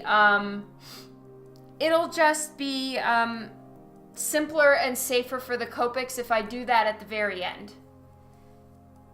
Yes, that's my plan, Aka, but that's gonna take a lot more figuring out. So I don't know if I'm gonna do it today, but I'm gonna get a lot of the coloring done now, and then I'm gonna work on this part where I can sit and like study my book.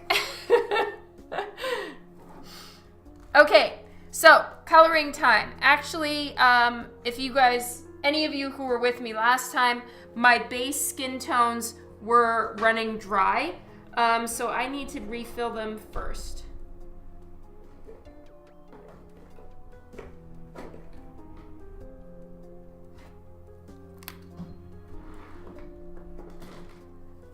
And here's my trusty hex chart.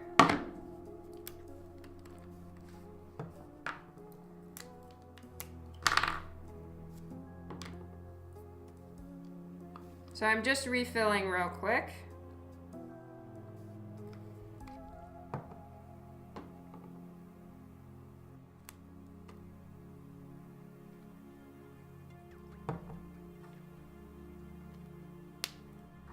Yes.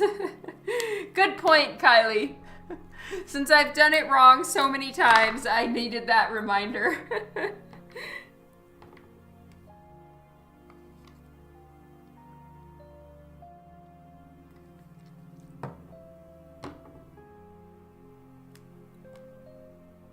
Now, I don't think I've ever worked on this blank before, so I am a little nervous about it just because, you know, I don't really know how it's gonna go, but we'll do our best. True story, Gabriel. You were so right. Okay, so I've got my hex chart over to the side just in case I need it, but for right now, all the stuff and the colors that I'm gonna be working with, I'm familiar with. So, and they're kind of ones I use all the time, so I don't really need to check a ton. Dab pad at the ready, since I literally just filled the marker. And I have the other few sizes that I need. I mean, few colors, and we're good to go. Oh yes, I've had that experience before too, Kylie, and it is the worst. They just kind of sit on the top like Jello, and then you're just smushing around color. It's so not fun. This one feels very good though. Like, if anything, it's gonna be very thirsty paper as opposed to the jelly sitting on the top paper.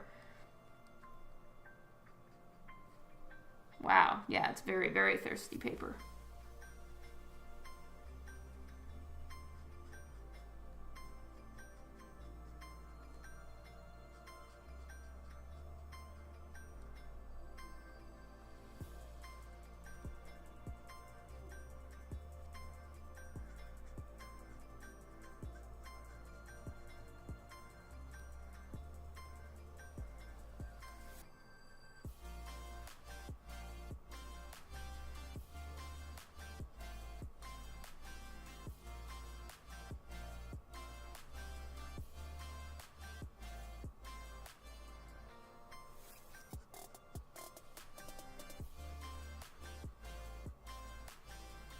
So this is the face portion, you guys, and so this is the part where I can't look up and read comments right now.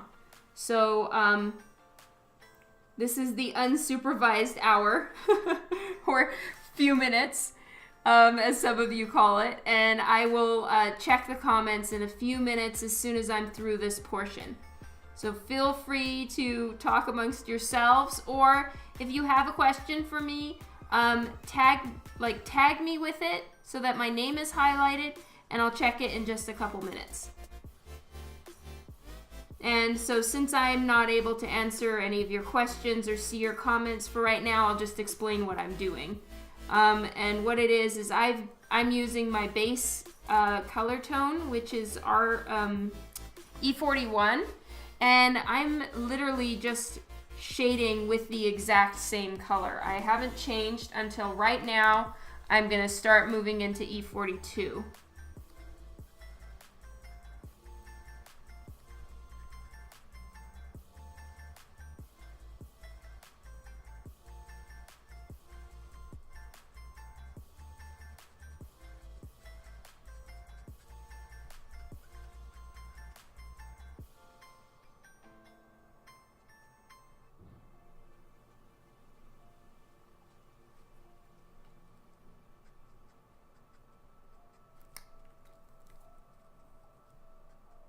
Blending the edges.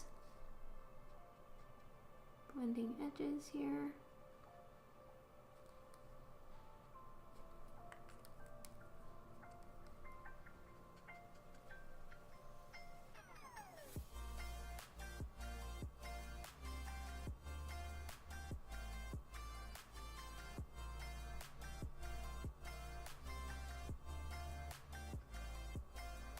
It's always interesting whenever you get a new blank. It's like discovering how the markers work on it.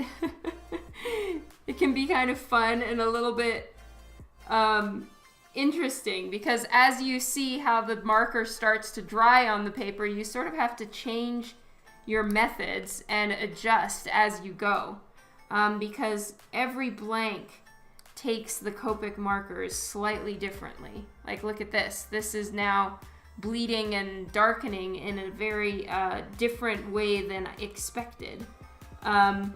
So I'm always having to adjust what I'm doing and change the technique almost to work with the paper that I've got. And not all blanks are the best for Copic marker. And it looks like this one, it's not bad, but it's different. I've never worked with a paper that absorbs like this. But it's completely fine. Everything will work fine. You just have to adjust as you're going.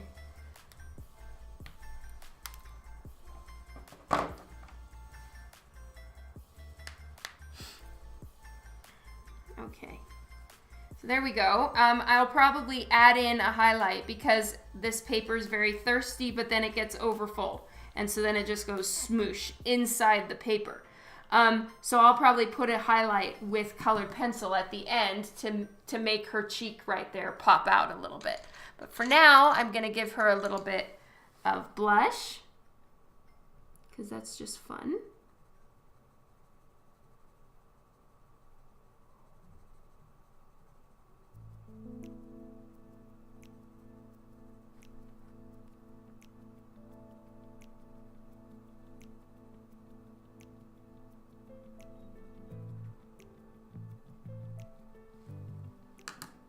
Okay, and I'm gonna work on her lips. Now she definitely is a character that doesn't have red lips or anything like that. She's got very natural lip tone, so I'm just gonna be using my favorite colors for that, which are E11 and E13. They're technically in the Copic skin tone line, but I prefer them as lip tones.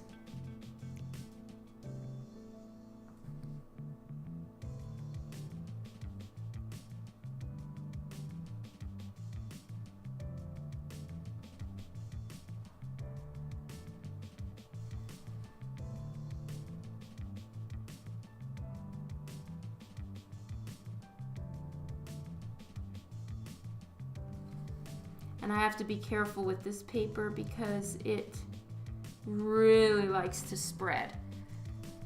So I'm gonna have to maybe wait for it to dry and then do another batch of color on top.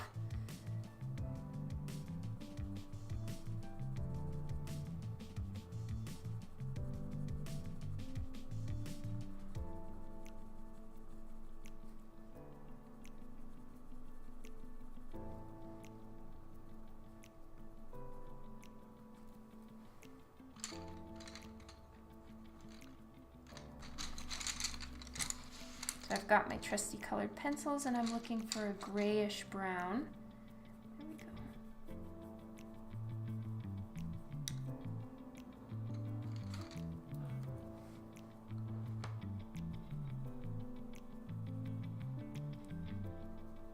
So I'm adjusting some of my techniques like I told you guys because once you sort of see how the paper takes or doesn't take Copic marker, if it's not very friendly, then you just kind of have to wing it a little bit.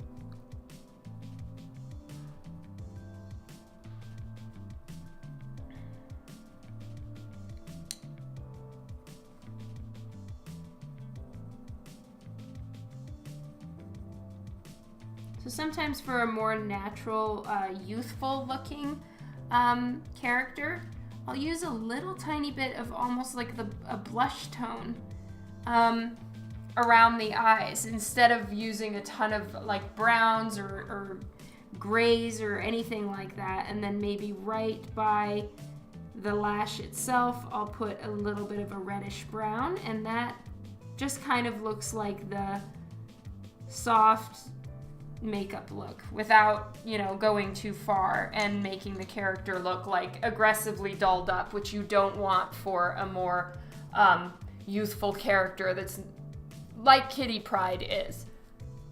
Hello, Philip. How's it going?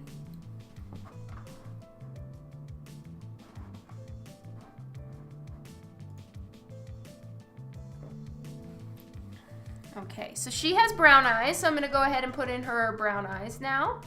I'm going to use E23 and maybe just for some flecks of gold in the middle. I'm going to use YR24 to start with.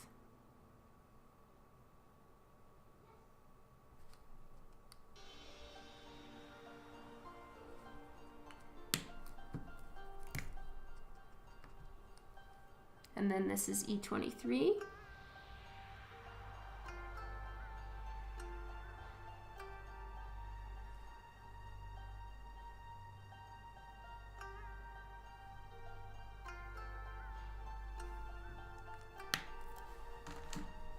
Okay, and I use C3, which is Cool Gray number 3,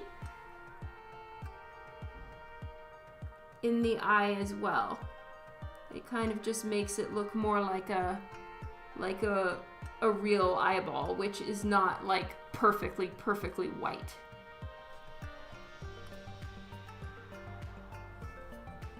There we go.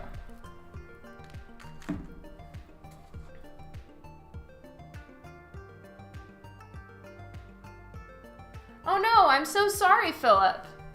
Thank you, Sloppy. Grogals, I also do work on a tablet. It depends on the project that I'm doing. So for like digital, well, for covers, for comic books, I do use coloring on the computer. And my monitor is a Cintiq, so I draw directly on it. I color directly on it. For any drawing, I do it traditional. And this is my comfort zone. The work on the computer is still not really something I'm comfortable with, but I'm learning.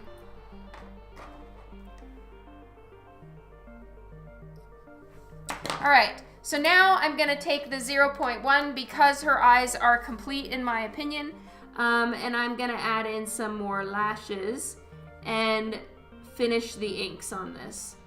It's kind of like I do half the inks on the eyes at the beginning, and then I complete it once the color has been put in.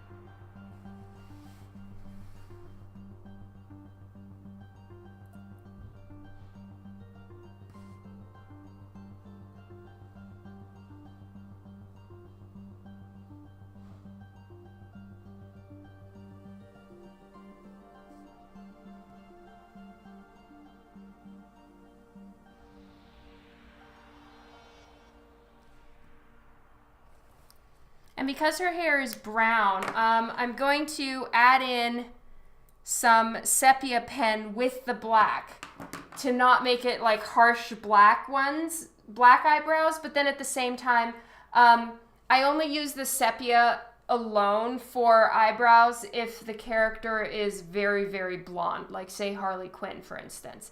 Then this is the perfect tone for her eyebrows. But with a character, usually like whatever the hair color is, the eyebrows are about 2 shades darker. So I'm using black mixed with brown because her hair is brown.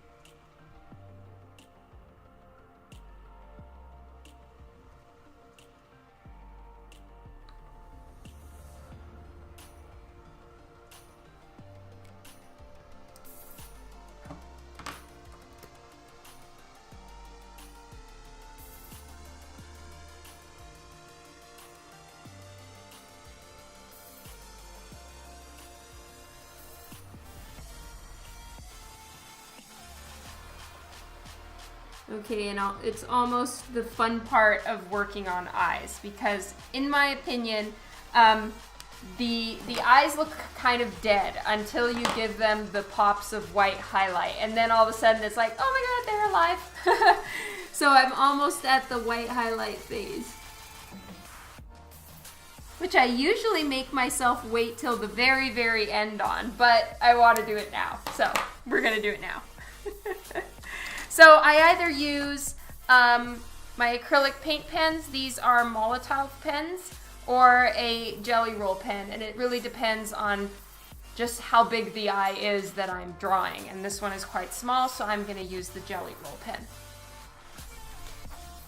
How are we looking for New York Comic Con? Okay, well, I put in my application, and that's about as far as any artist is going right now until they send around whether you've passed approval or not. And that is, I think it was in May. Something like that. So I won't know until next month, I think.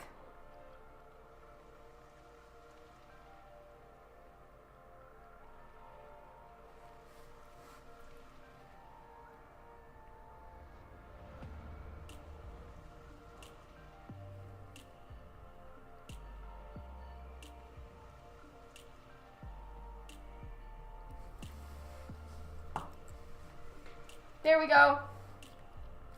Oh, I hope to as well, Sloppy Octopus. That would be so fun. Okay, I want to check her hair color. All right, so it's a nice dark brown. That'll be nice and easy to do. But I'm going to do the yellow first. So the yellow needs to happen before the brown can.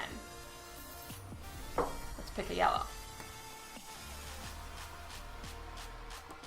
I think Y13 is pretty perfect. Then I'll probably have to go, if I do Y13, I might have to go to either YR23 or, see, because these are too orange, I might actually have to go into skin tones after.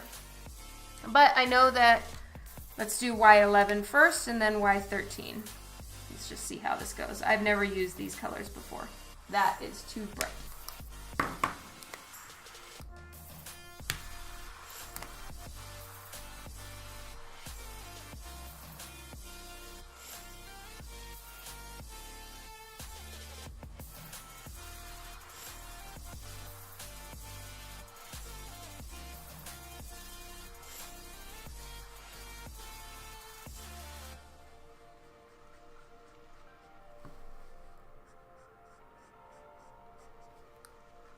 So for me, with Copic Coloring, I always find that starting with and working on the lightest tones first is the most important.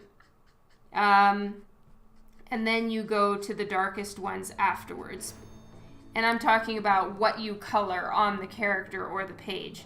Because if you do the darker ones first, like say if I had colored her entire black bodysuit first, then I would end up with some situations where if I get too close to the black over here, I'm going to grab it and smear it, because Copic is, by its very nature, supposed to blend. And I would end up with black smears all over the place. Whereas this way, I can go outside the lines like I just did right there, and it really doesn't matter because the black is going to cover it. So it's just an easier way to work. I'm not saying it's better in any way. It's just going to make your life a little less stressful while you're working.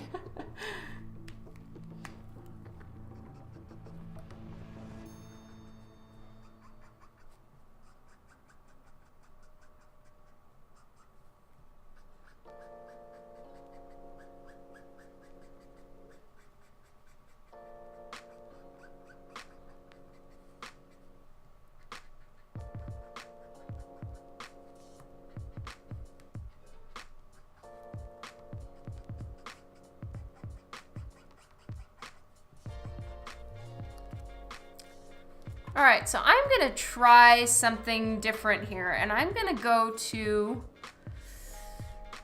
E31 maybe, or maybe E43. No, E43 is too dark. Okay, we're gonna try E31. It's actually in my skin tone palette. I don't know if this is gonna work, but it might, because her suit is not a particularly orangey color. It's a lot more of a yellowy gold. And I think, yeah, this works better.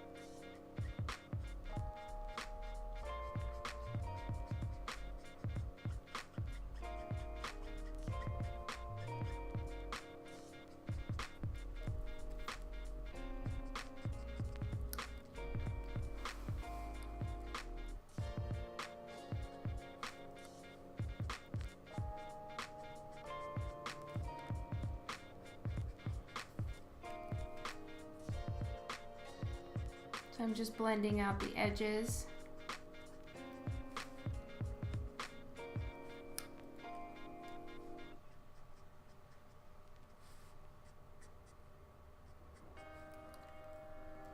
Okay, and then over here, I'm gonna put a lot more shadow because I'm trying to show that her shoulder on this side is not hitting the light. The light is over here. This part isn't hitting it as much.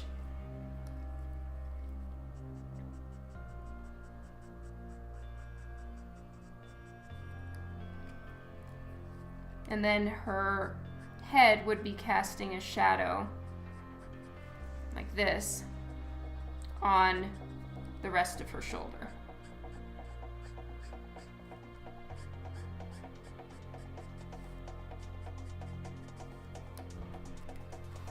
And there we go. Well, that was a fun experiment, and I think it worked out. Phew! All right, so the colors that I used were Y13 and E31 to get this yellow. Oh, and I have her hand to do that's also this same yellow, so I might as well just do the hand right now.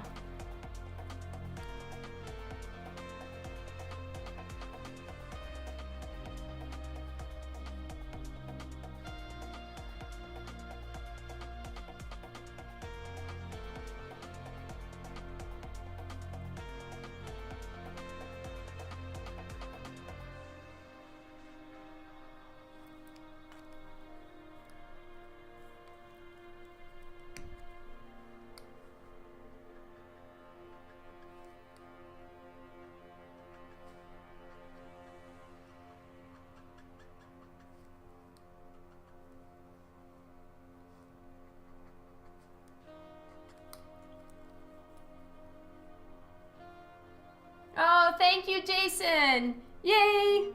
That's awesome news.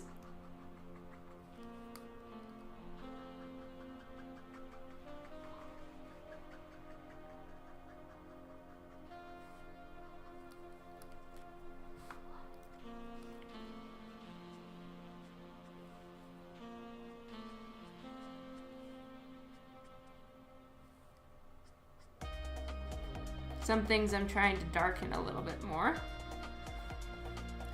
to just get that clear shadow and a clear difference in tone going on. So some of it I have to do once it's started to dry.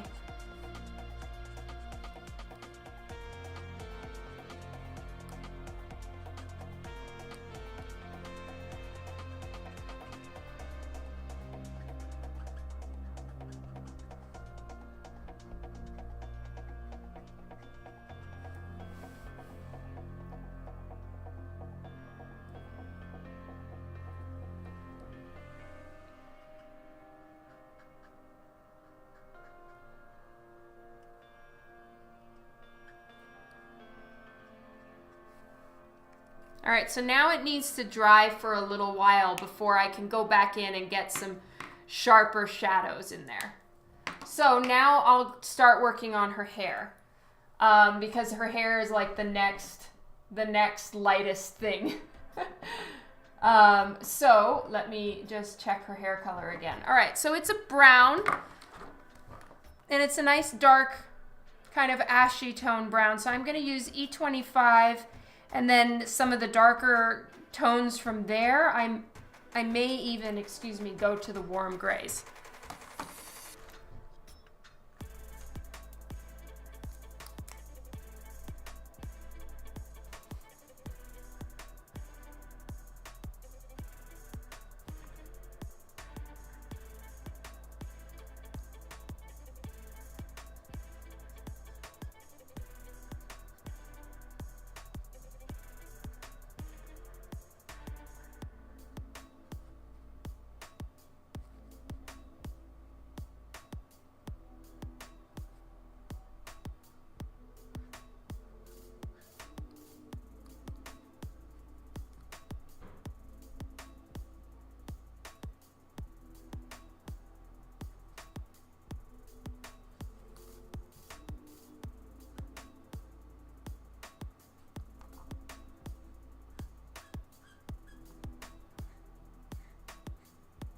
Now it looks like this one's drying out a little bit, but honestly, sometimes using a dry marker for certain portions is really, really handy. And I think for her hair, it's gonna be great because this was kind of on the verge of being too dark.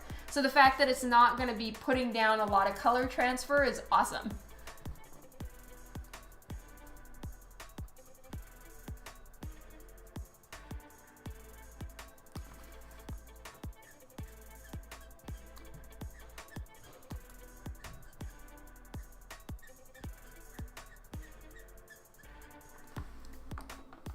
That being said, I apologize because it's a drier marker. There's going to be a lot of squeaking.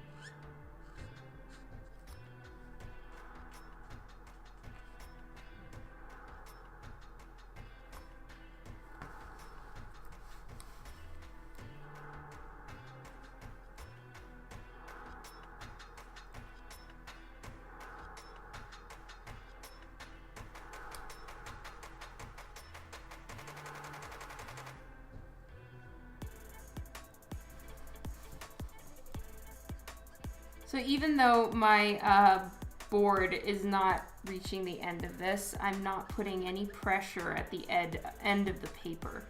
So in case it's freaking anyone out, I am not touching that area.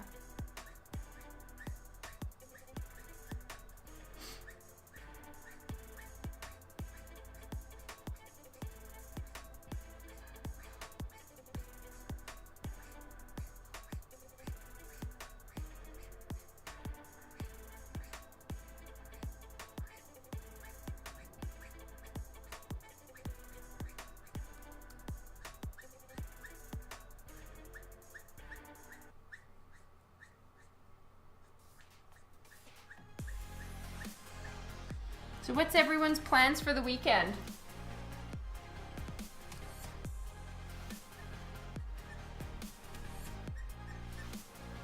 Mine consists of I'm going to go driving with my son at some point for his driving practice, and gonna have some mommy-daughter day time, and that's about it, except for the live stream on Sunday, which I think I'll be done with this one. So this I'm gonna work on throughout the weekend, and then I'm gonna get started on whatever I'm doing for the sketch on Sunday. And I have a cover layout to turn in this weekend too. You're gonna be watching WrestleMania. You're gonna see Shazam. Yay! That's so cool.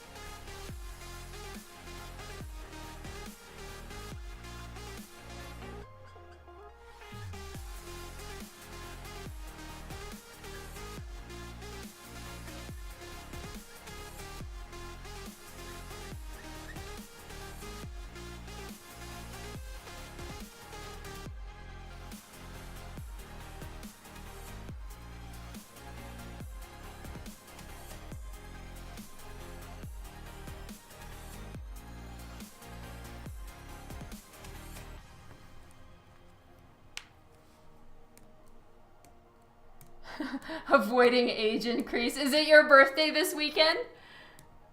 Oh, sorry, Gabriel. I'm so sorry you got sick. E18.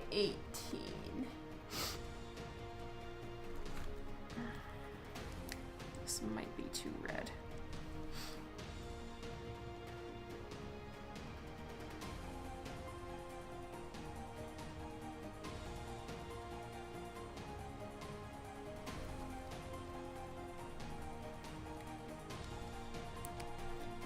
Yeah, Dan hasn't had enough time to do it. I'm so sorry, Philip. Dan is busy. Tomorrow? Oh my god, happy birthday, Steve!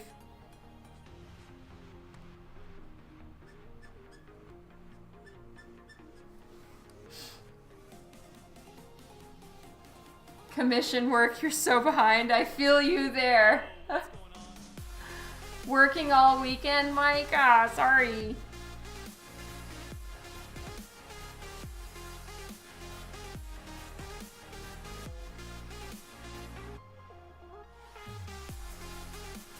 Mike, I got your answer, by the way. I'm sorry I haven't responded yet. And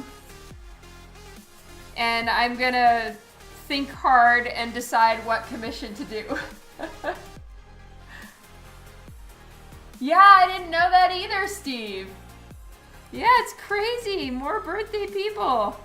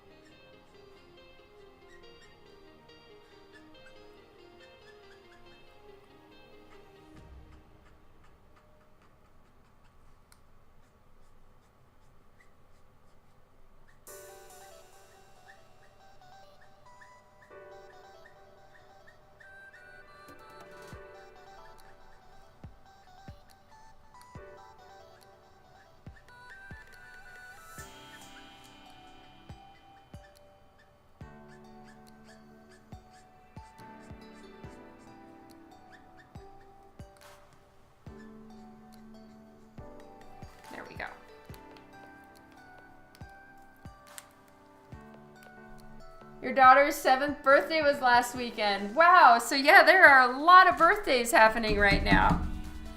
It's nice. Okay, so now I'm gonna do her suit, I think, and then I'll start working on Lockheed. And I don't know if I have the right purple, but we'll try.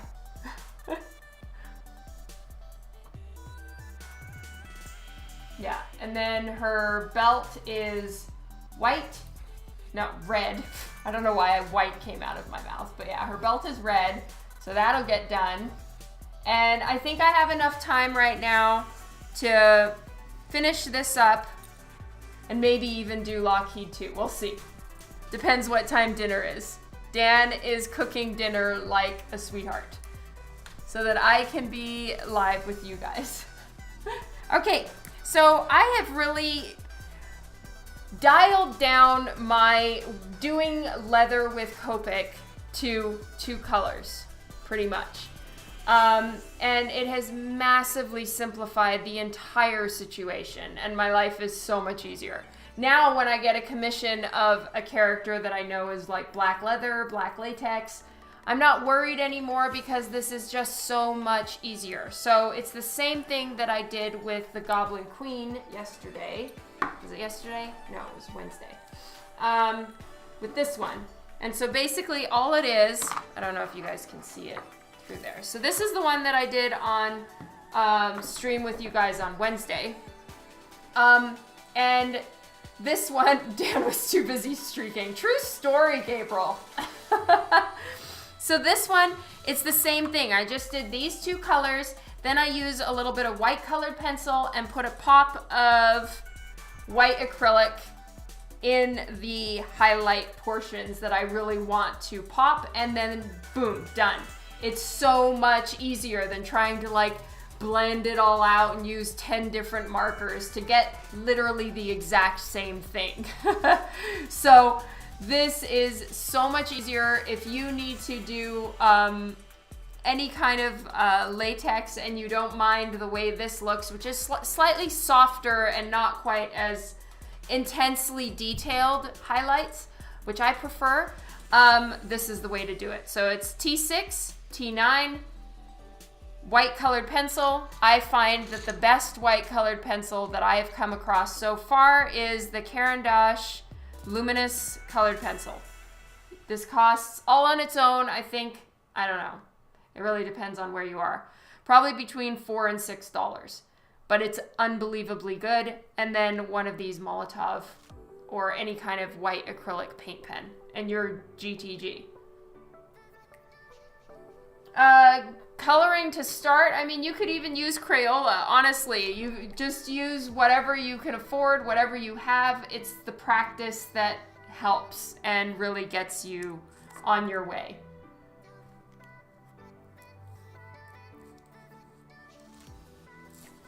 Kitty is right here, Keeman. I just was showing the black suit technique that I'm gonna use. And you know what, guys? Now I am getting a little nervous about the book. So I'm going to take it off of here.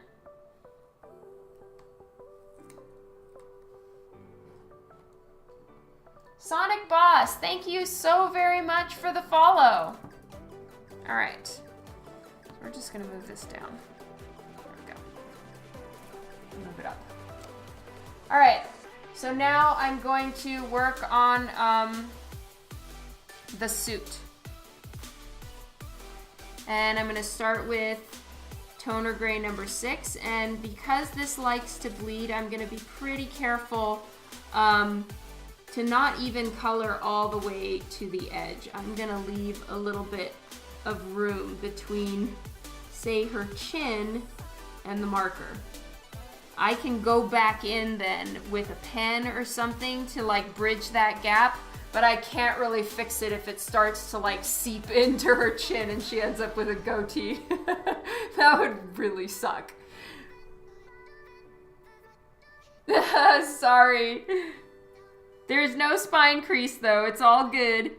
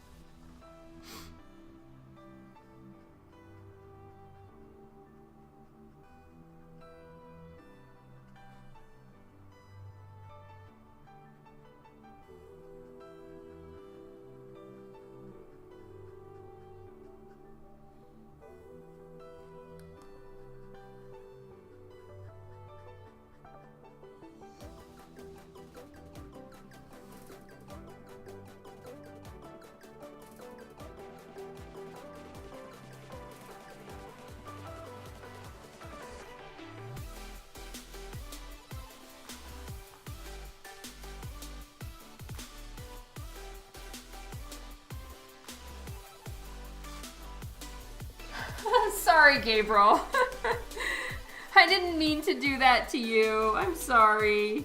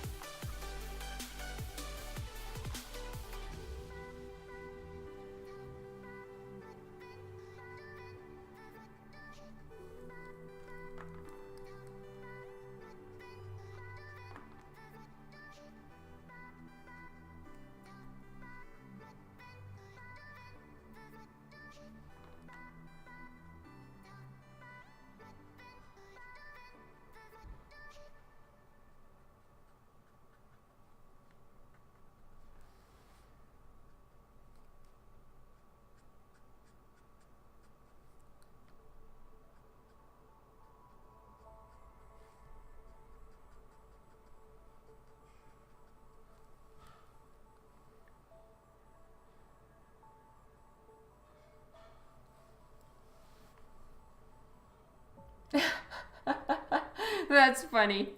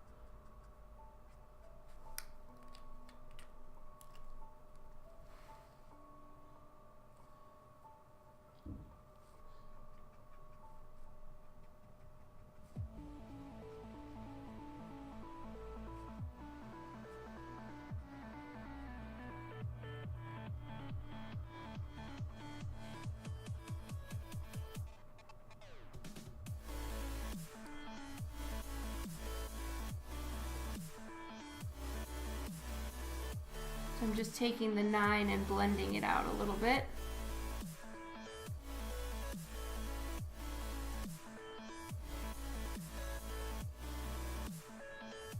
This paper is kind of almost like watercolor paper a little bit. It's really, it really soaks up the markers. So it's a little bit of a challenge to try to blend, but at the same time, at least it's not jelly on the top of the paper, which is by far the worst one. Because even the inks don't quite sink in with that paper. And so as soon as you go to like put any color down, it just pulls the inks with it and you have a big mush of color. There's nothing you can do.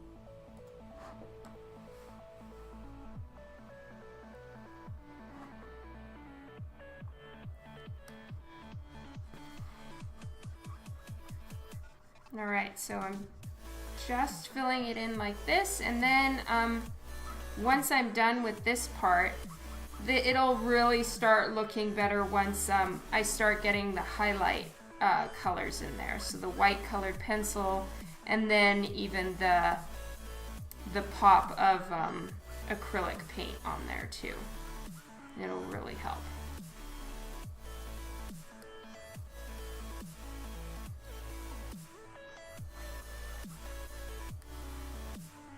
All right, so now I've switched to using toner gray number 9. And this is just to get the almost black onto the leather suit.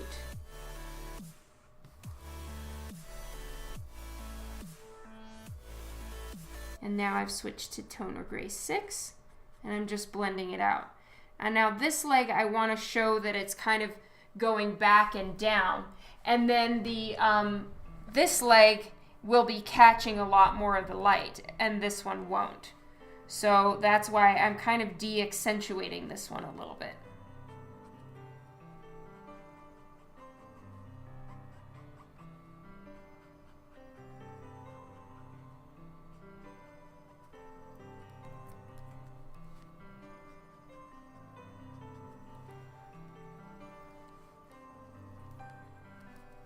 Okay, and now this one will be catching a lot more light, especially on the front of her thigh right here.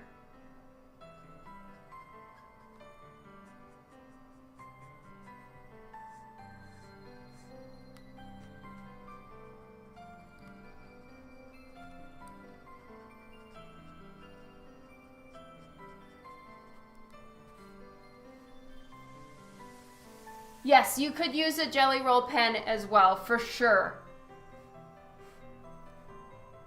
Thank you, Banfart.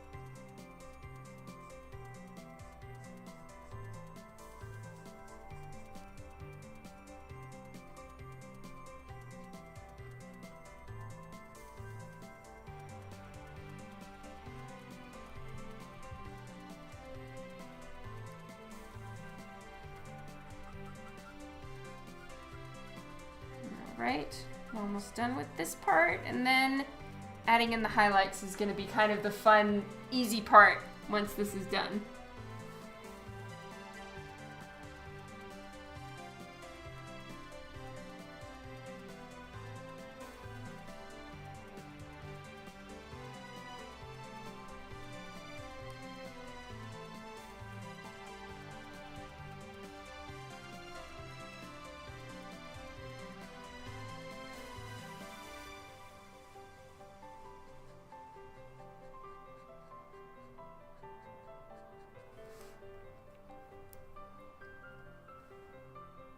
Oh, thank you, Tom. Yay.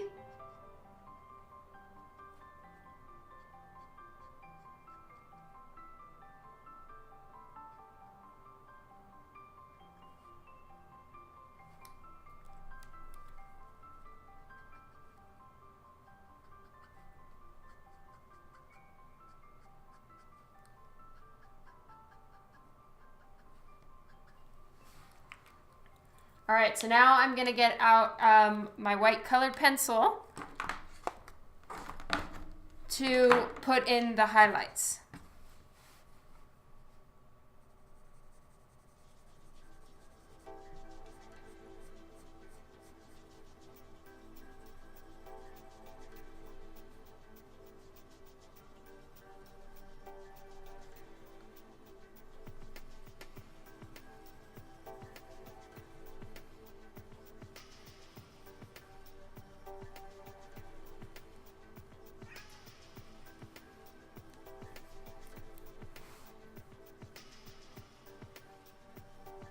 I did not Banfart, to be honest. I didn't at all. I grew up overseas with Japanese anime mostly, and I just looked at the pictures. I couldn't read Japanese well enough to really get what was going on in the stories.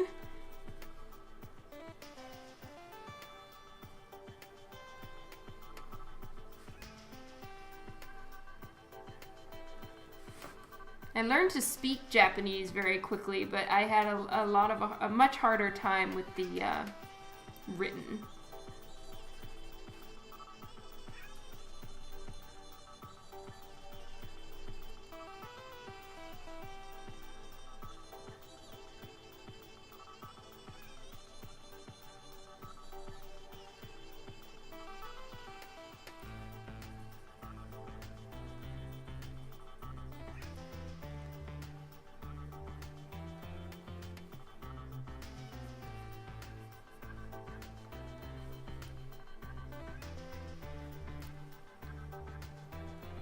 Thank you, Philip. You're awesome.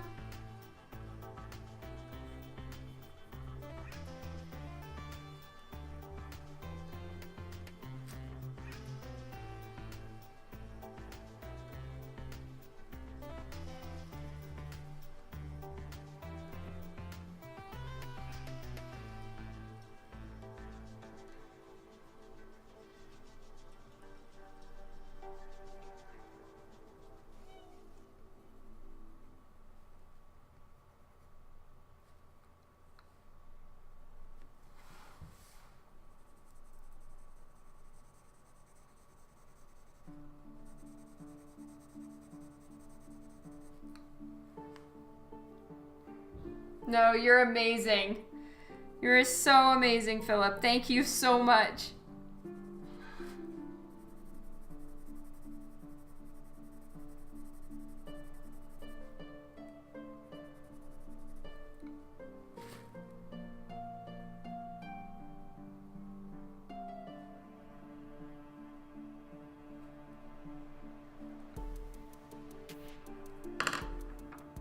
All right. Let's get the red in there. Woohoo! Red is so much fun.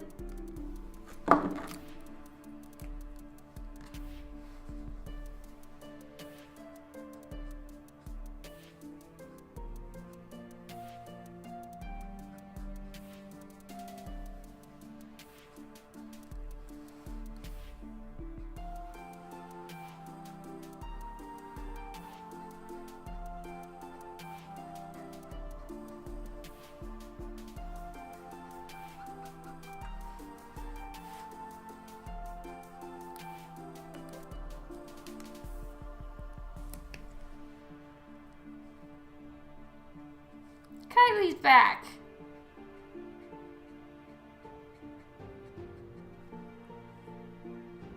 Or were you never gone? You were just silently watching.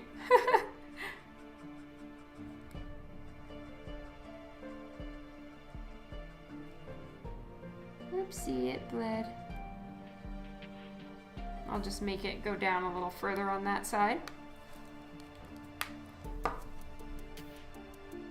Okay. It is dinner time for me. But you know what? I'm really encouraged. This is awesome. I mean, this is so much more than I was expecting to get done today. Like, just a crazy amount more. But I want to figure out what color to make Lockheed, so we can at least get a little bit of him in there. And then I want to, yes, I want to go raid Stefan Sejic. I hope I'm not saying his name horribly. Gabriel, you rock. Yeah, that's true. It does help me get more done, for sure. Though I feel bad, I don't want to be not entertaining for you guys. All right, so I think I'm going to make the lightest tone. I'm going to do BV11 and then go to V25. I might just stick within those two colors. Thank you, Keeman. Oh, thank you, Central Park. Oops, I don't know if my... What color is he meant to be? Kind of purple.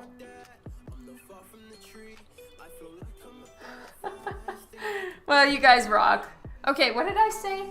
I said VV11 and V25. All right, we're gonna try this.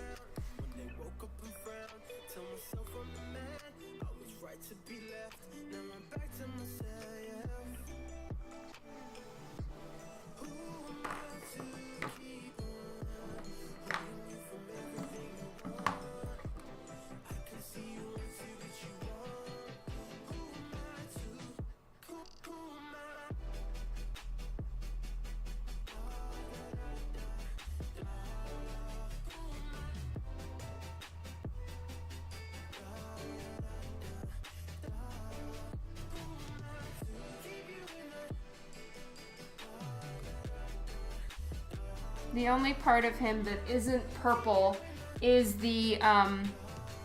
is his claws and horns, and they're kind of like really just a dark gray. Oh, thanks, Stever.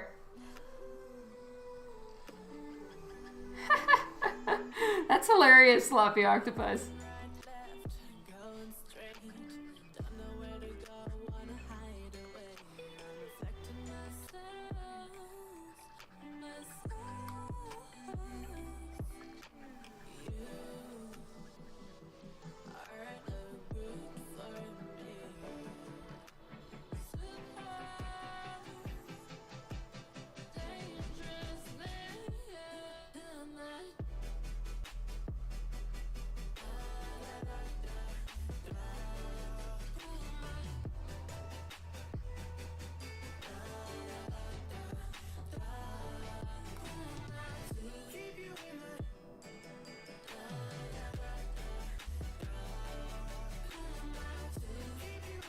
I kind of like him not being like super psychedelic purple. I don't feel like it would look as good, and it might be a little distracting from her if he's extremely bright purple, which he isn't. So I'm sure that they made him that way on purpose so that he wasn't too much. So I'm liking that about the design of him.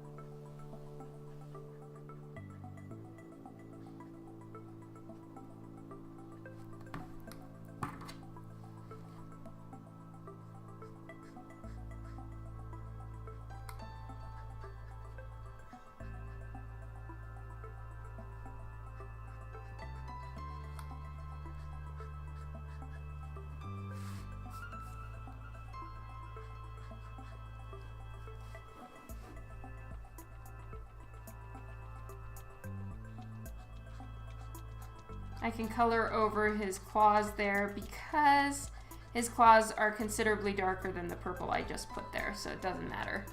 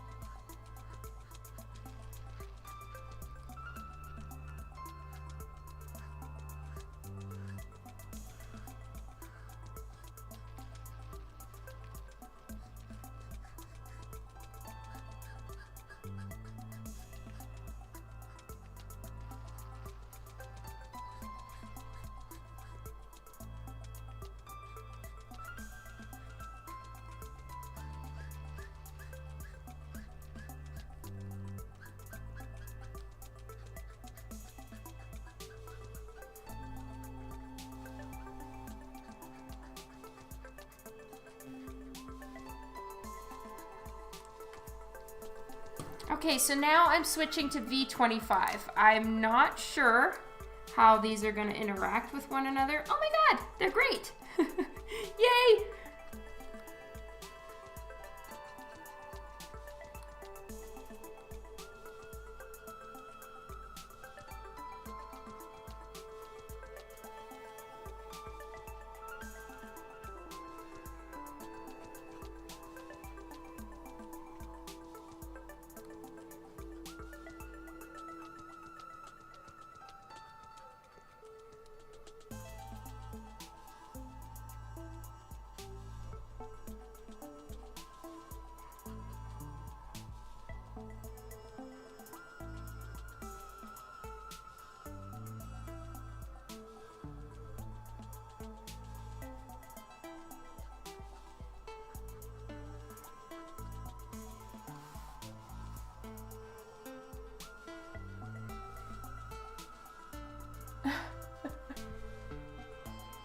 Oh, that's awesome, Slappy Octopus. Thank you.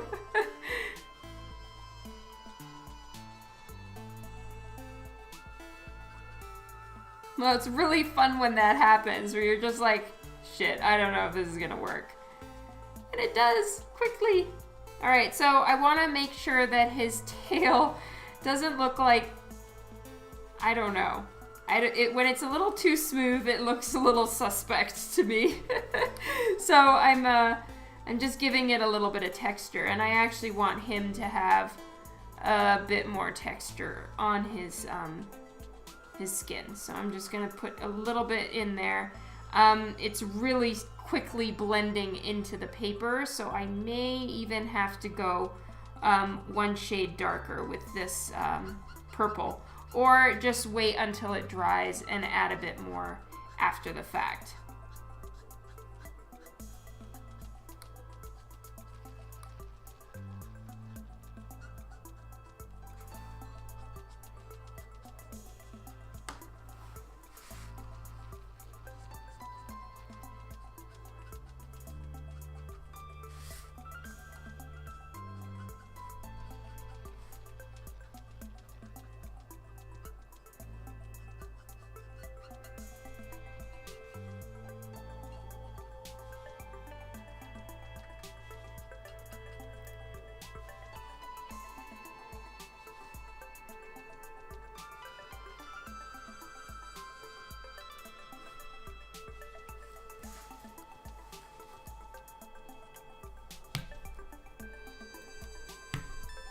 Yes, it's awesome.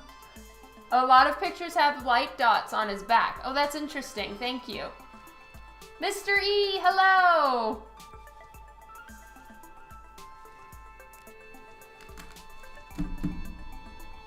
Let me see if there's a darker color I can use. Not really, actually.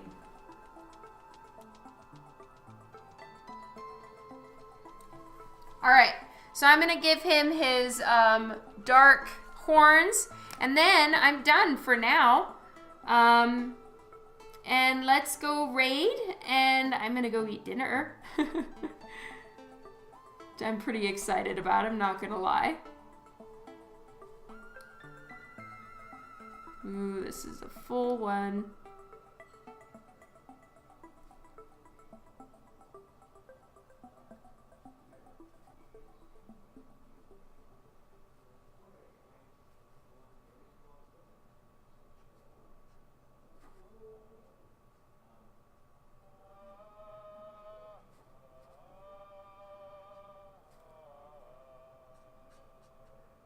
It's actually working great as a shadow color for making, dropping back the stuff that's really not supposed to be catching any light.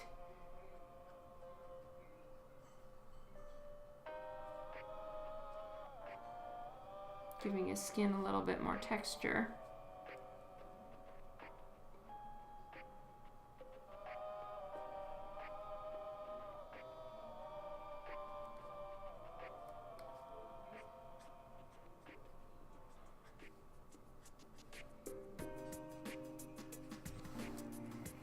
There we go. Whoop, whoop.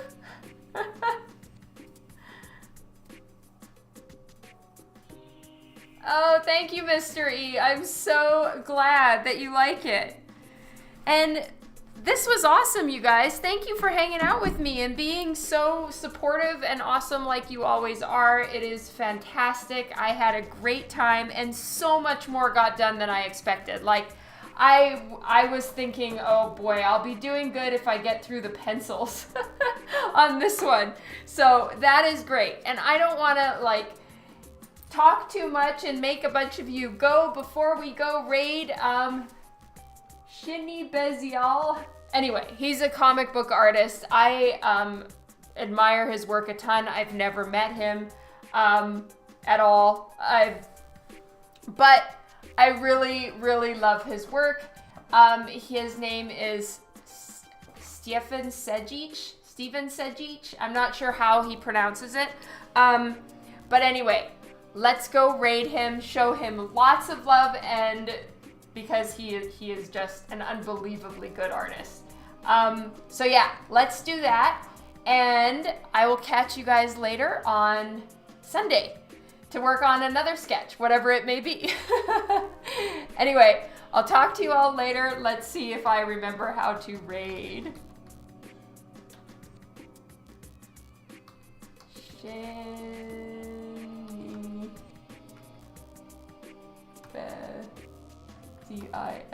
Zial. Oh, I didn't do it right. Let's try again. Oh no, there's no semicolon at the end, right?